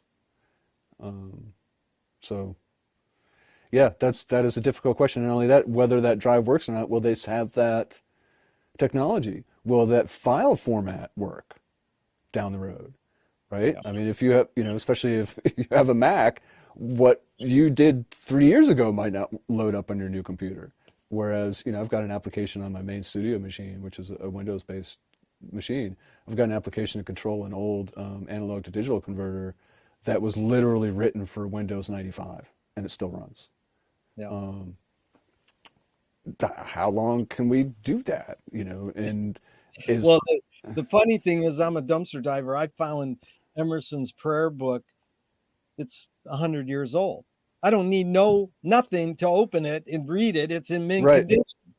If I find a thumb drive and then you can't play it, then you can't play it. But printed, everything ends up in a book, sort of. But okay, Conrad, I got 4 more and we're out of here. Okay. 1. What's a question that remains unresolved for you? Can I get out of the United States before it implodes? I don't mean to laugh. That's fucking serious. I mean, yeah, I'm laughing, but yeah. Fuck. Yeah, before it implodes. Oh, yeah. How has music shaped your behavior? Playing it, being a sound designer, a production guy, how has that shaped your behavior? In every way. Like, I can't isolate it to, like, it's how I've learned how to work with other people. It's how I've learned how to focus on my own work. It's how I've learned to be patient. It's how I've learned, it's everything. Yeah. I mean, that's been my whole life. I mean, it's hard for me to think of a time when I was not actively, like, music was not my full-time focus. Yeah. I mean, we're going back to when I was 6. So 5 or 6 when I really, started down the path for real. Thornton Wilder said, art is confession. Art is the secret told. But art is not only the desire to tell one's secret, it's the desire to tell it and hide it at the same time. You laid your cards on the table for over 2 hours. I'm not insinuating you haven't already answered. Sure. This. What's it really all about for you? What is what all about? You put in the context you want. I mean, what is life all about? That's a ridiculous question. That always puzzles me. the only purpose is what we create ourselves. Like there's no rationale for any of this. We are all accidents, all of us. Everything around us is an accident. And um, there is a word for it. There's a psychological term for it, and I'm completely blanking on it. But it was an early Bloom County comic. If you remember Bloom County, Yeah. Um, and it's essentially, or it might have been there was the spin-off that he did, Far Side maybe. The Berkeley Breathe is a very smart individual. But anyway, he framed it in the comic, and that's why I know about it, because I read it when I was 12, and it always stuck in my head, but now I can't remember the name of the actual psychological condition. But Yeah. it essentially says that somehow we are able to continue to function when everything around us should dazzle us with so much wonder that we can't function. Yeah. Like the series of accidents that led to you and I talking is so incomprehensible. I should be sitting here with my mouth hanging open, drooling. You know, that's so whatever purpose that I want to, say happens is certainly a product of what I want it to be, or Well, what I frame it to be in my brain. well, it reminds me, Conrad, of Bob Marshall's interview with Frank. Have you ever read that? Check it out. It's one of the best interviews with Frank ever. You just Google Bob Marshall, Frank Zappa. Bob told me once, what happens to you after you die is whatever you believe happens to you.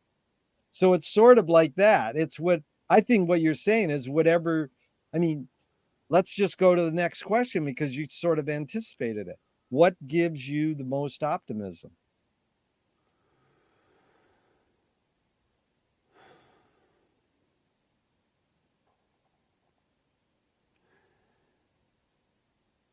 What gives me the most optimism about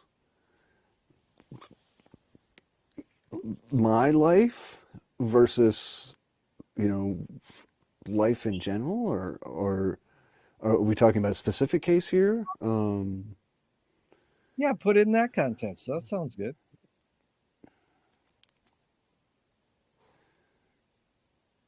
When I watch Peter Gabriel perform Heroes live, there's that one concert DVD of, and I saw the orchestral tour. It was fantastic, but the video of him doing Heroes and on that tour, on the orchestral tour,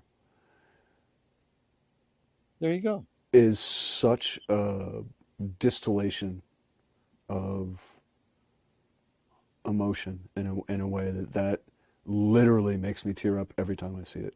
Yeah.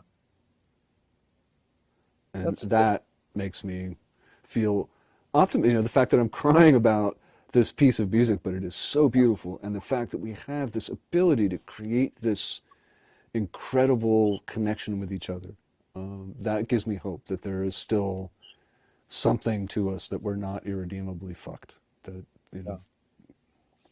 So well put, because the first question is what is the best thing for a human being? And Wilhelm Reich said the best thing for a human being is another human being.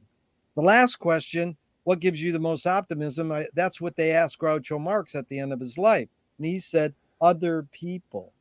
Huh. So it is been amazing spending this time with another person, especially because it was you. Thank you, Conrad.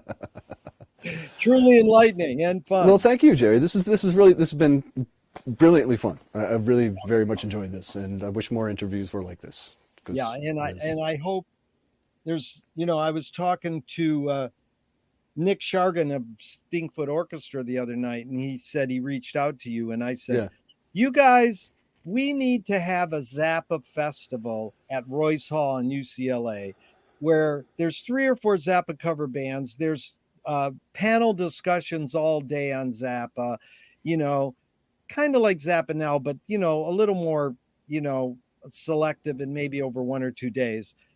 And it's very possible we could do this. It's not that hard. I've actually been, without extending this too much, so it's something I've been really concretely thinking about, just basically, given my production skills and the kinds of, experience that I've got on that side of things. I know how to build and run a festival like that. That's, on an organizational sense, is something that is far beyond most, I don't think people say, "Oh yeah, I could do that," and then they get into the thick of it and they go, "Oh fuck." Yeah. You know, I've got a $750,000 budget and I need to, you know, account for every single mic clip. Yeah. Well, yeah, It's a lot of work. But I wanted after to, doing Zappanol, this is where I was going with it, but after yeah, doing Zappanol and despite, you know, having had a wonderful time on an organizational sense, it was a clusterfuck. yeah, Um, I heard that. and it's also, you know, in the middle of frickin' nowhere. And I understand where they were coming from when they started it. But, Yeah. you know, it feels like, you know, bringing back for a little bit, there used to be a Frank Festival in Baltimore, which, you know, seems appropriate since that's where he was Yeah. born. But that's, you know, long since fallen away, and it's something that's been percolating that.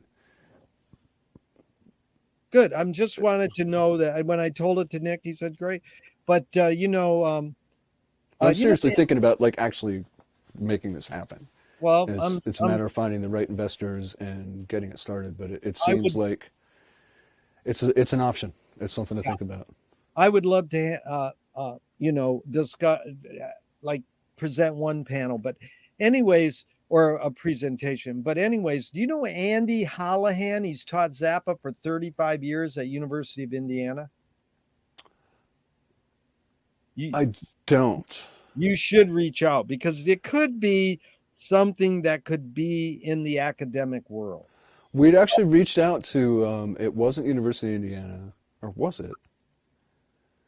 On the last tour, or I should say on the Halloween tour last year, and when I was booking that, one of the things we've always talked about, especially because we have in this project we have so many educators as well, Yeah. that trying to involve an educational component into the touring, you know, both from a practical standpoint, like okay, that you know increases our potential, you know, income streams, but also in a very real sense, you know, as a way about trying to expand the awareness of Frank, and you know, one of the things that we're very, very also try to be very careful about is we are not in this for the money, Yeah. and it kind of grosses me out when I see people who are and milking this for a specific financial end without really giving back in that kind of way. And that's I think I would love to actually start doing more educational things. So on the last tour, I was having a really hard time filling one of the dates.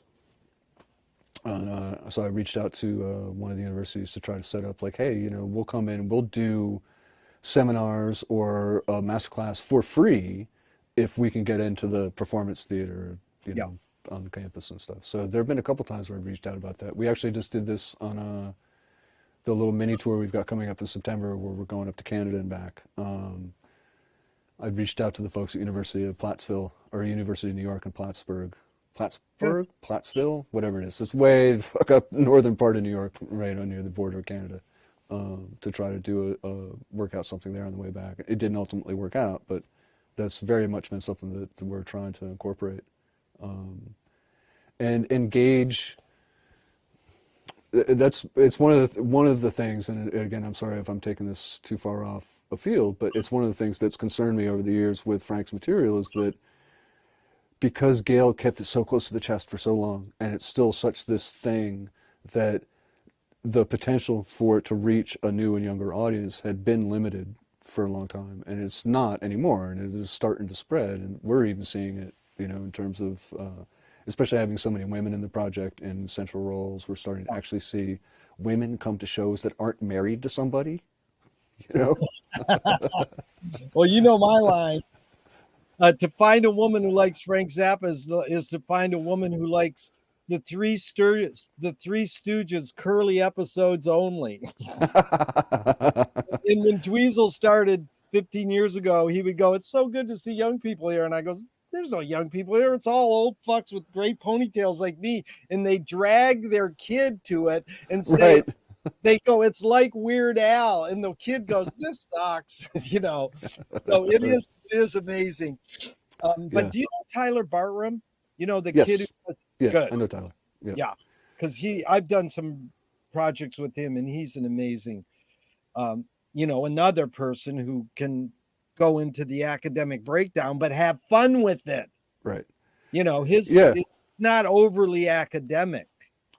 I mean, Pauline is a good example of that too. You know, that she's Pauline. so young and she's, you know, falling in it like she is Ruthie V2O. I mean, Yep. she's, you Yeah. know, she's the real deal.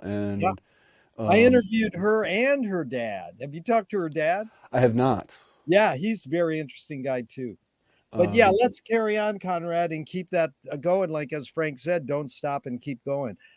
Any kind of festival, kind of gathering, massive, several day thing would be great. And you're doing a great job, and I really appreciate it. well, thank you. And hopefully, you know, it's like I said, it's something I've been thinking about. I mean, who knows if it's a financial winner or not? I mean, that's ultimately, you know, like our goal with the Furious Bongos is we just want to break even. I don't, I'm not trying to make money off of this project. I just want to be able to break even. We haven't actually done that yet. We still lose money every tour, Oh but yeah, and a lot of it, I'm just lucky that I'm in a position to be able to eat that loss until hopefully we can break even, you know, yeah. That's 2025 or so. I was booking an art gallery in Venice for years, music, poetry, film, and we go, how much are we not paying you? Double that. I'm just, you know, I swear, it's just, you know, interview aside, the folks in the bongos are so nice to me That's it. because, you know, they They're are having willing, fun. they're having fun, but they're willing to do this for Yeah, a quarter of their regular gig. You know, I yeah, mean, I can't afford these folks. You know, I mean, Jonathan Silverman's out there touring with Gugush, you know, the world's biggest Iranian pop star, and, you know, touring gigantic, you know, 40,000 person arenas. And, you know, I mean, I can't compete with that. I can't pay him, you know, $800 a day. I yeah, can't do that. yeah. And even with that, everybody, you know, give me this wonderful break on their day rates. You know, it's still a really expensive thing to pull off. Yeah.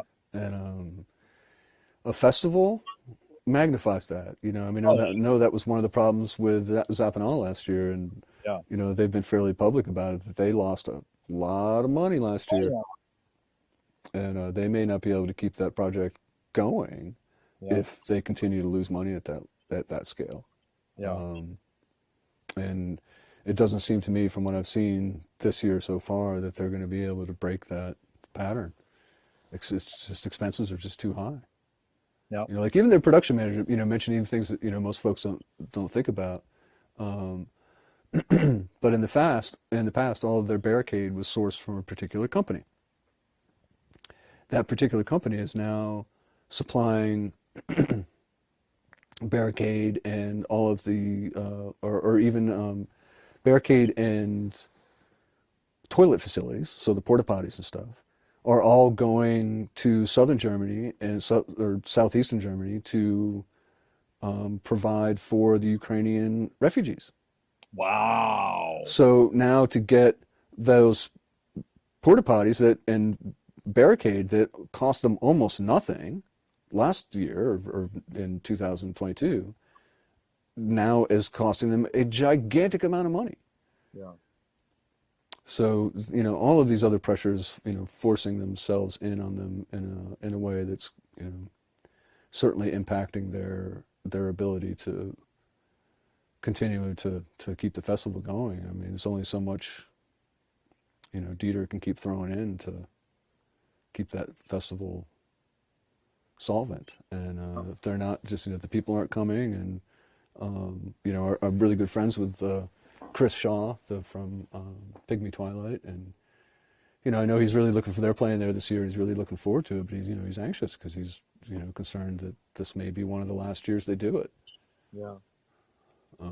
And you know, Well, I say keep a positive attitude, and I yeah, would love to see something like that, or even on a smaller scale in and America. that's what I wonder if it's part of where I was going with that, is that, you know, by doing it here in the U.S., it certainly makes travel for Yeah. folks in the U.S. who want to participate, but you know, the market is stronger over there than it is here. So, you know, I mean, we you know, I don't know what the other bands are seeing, and I also don't want to open up this can of worms, and we can go off record here if you want, but you know, I could talk about the production situation with Dweezil, and he's dissembling. I'll put it that way. The reason he hasn't toured isn't just because he's been busy or whatever. It's because he knows he couldn't sell enough tickets. Yeah. Oh yeah. It's tough. You know, and he'll do well this tour because you know he's been so long since he's been out that I'm sure he'll do well.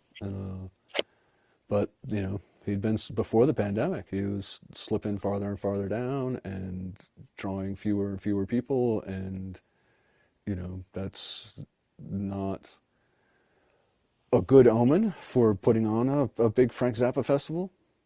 Yeah. But maybe, you know, maybe it just needs the space, and yeah. So we'll see. And it's something also to think about. The adjective big. It doesn't have to be big, but it's just again uniting people to celebrate Frank. And you've done that so well, Conrad, as well as just celebrating and practicing and creating music your whole career. So I thank you for this whole time together. It was so enlightening. And even though I'm going to hit the end broadcast button now, I hope this never ends and we can keep talking forever and ever. Thank you, Conrad. Yeah, thank you, Gary. Jerry, it's been very much fun, man. Very much pleasure. Thank you.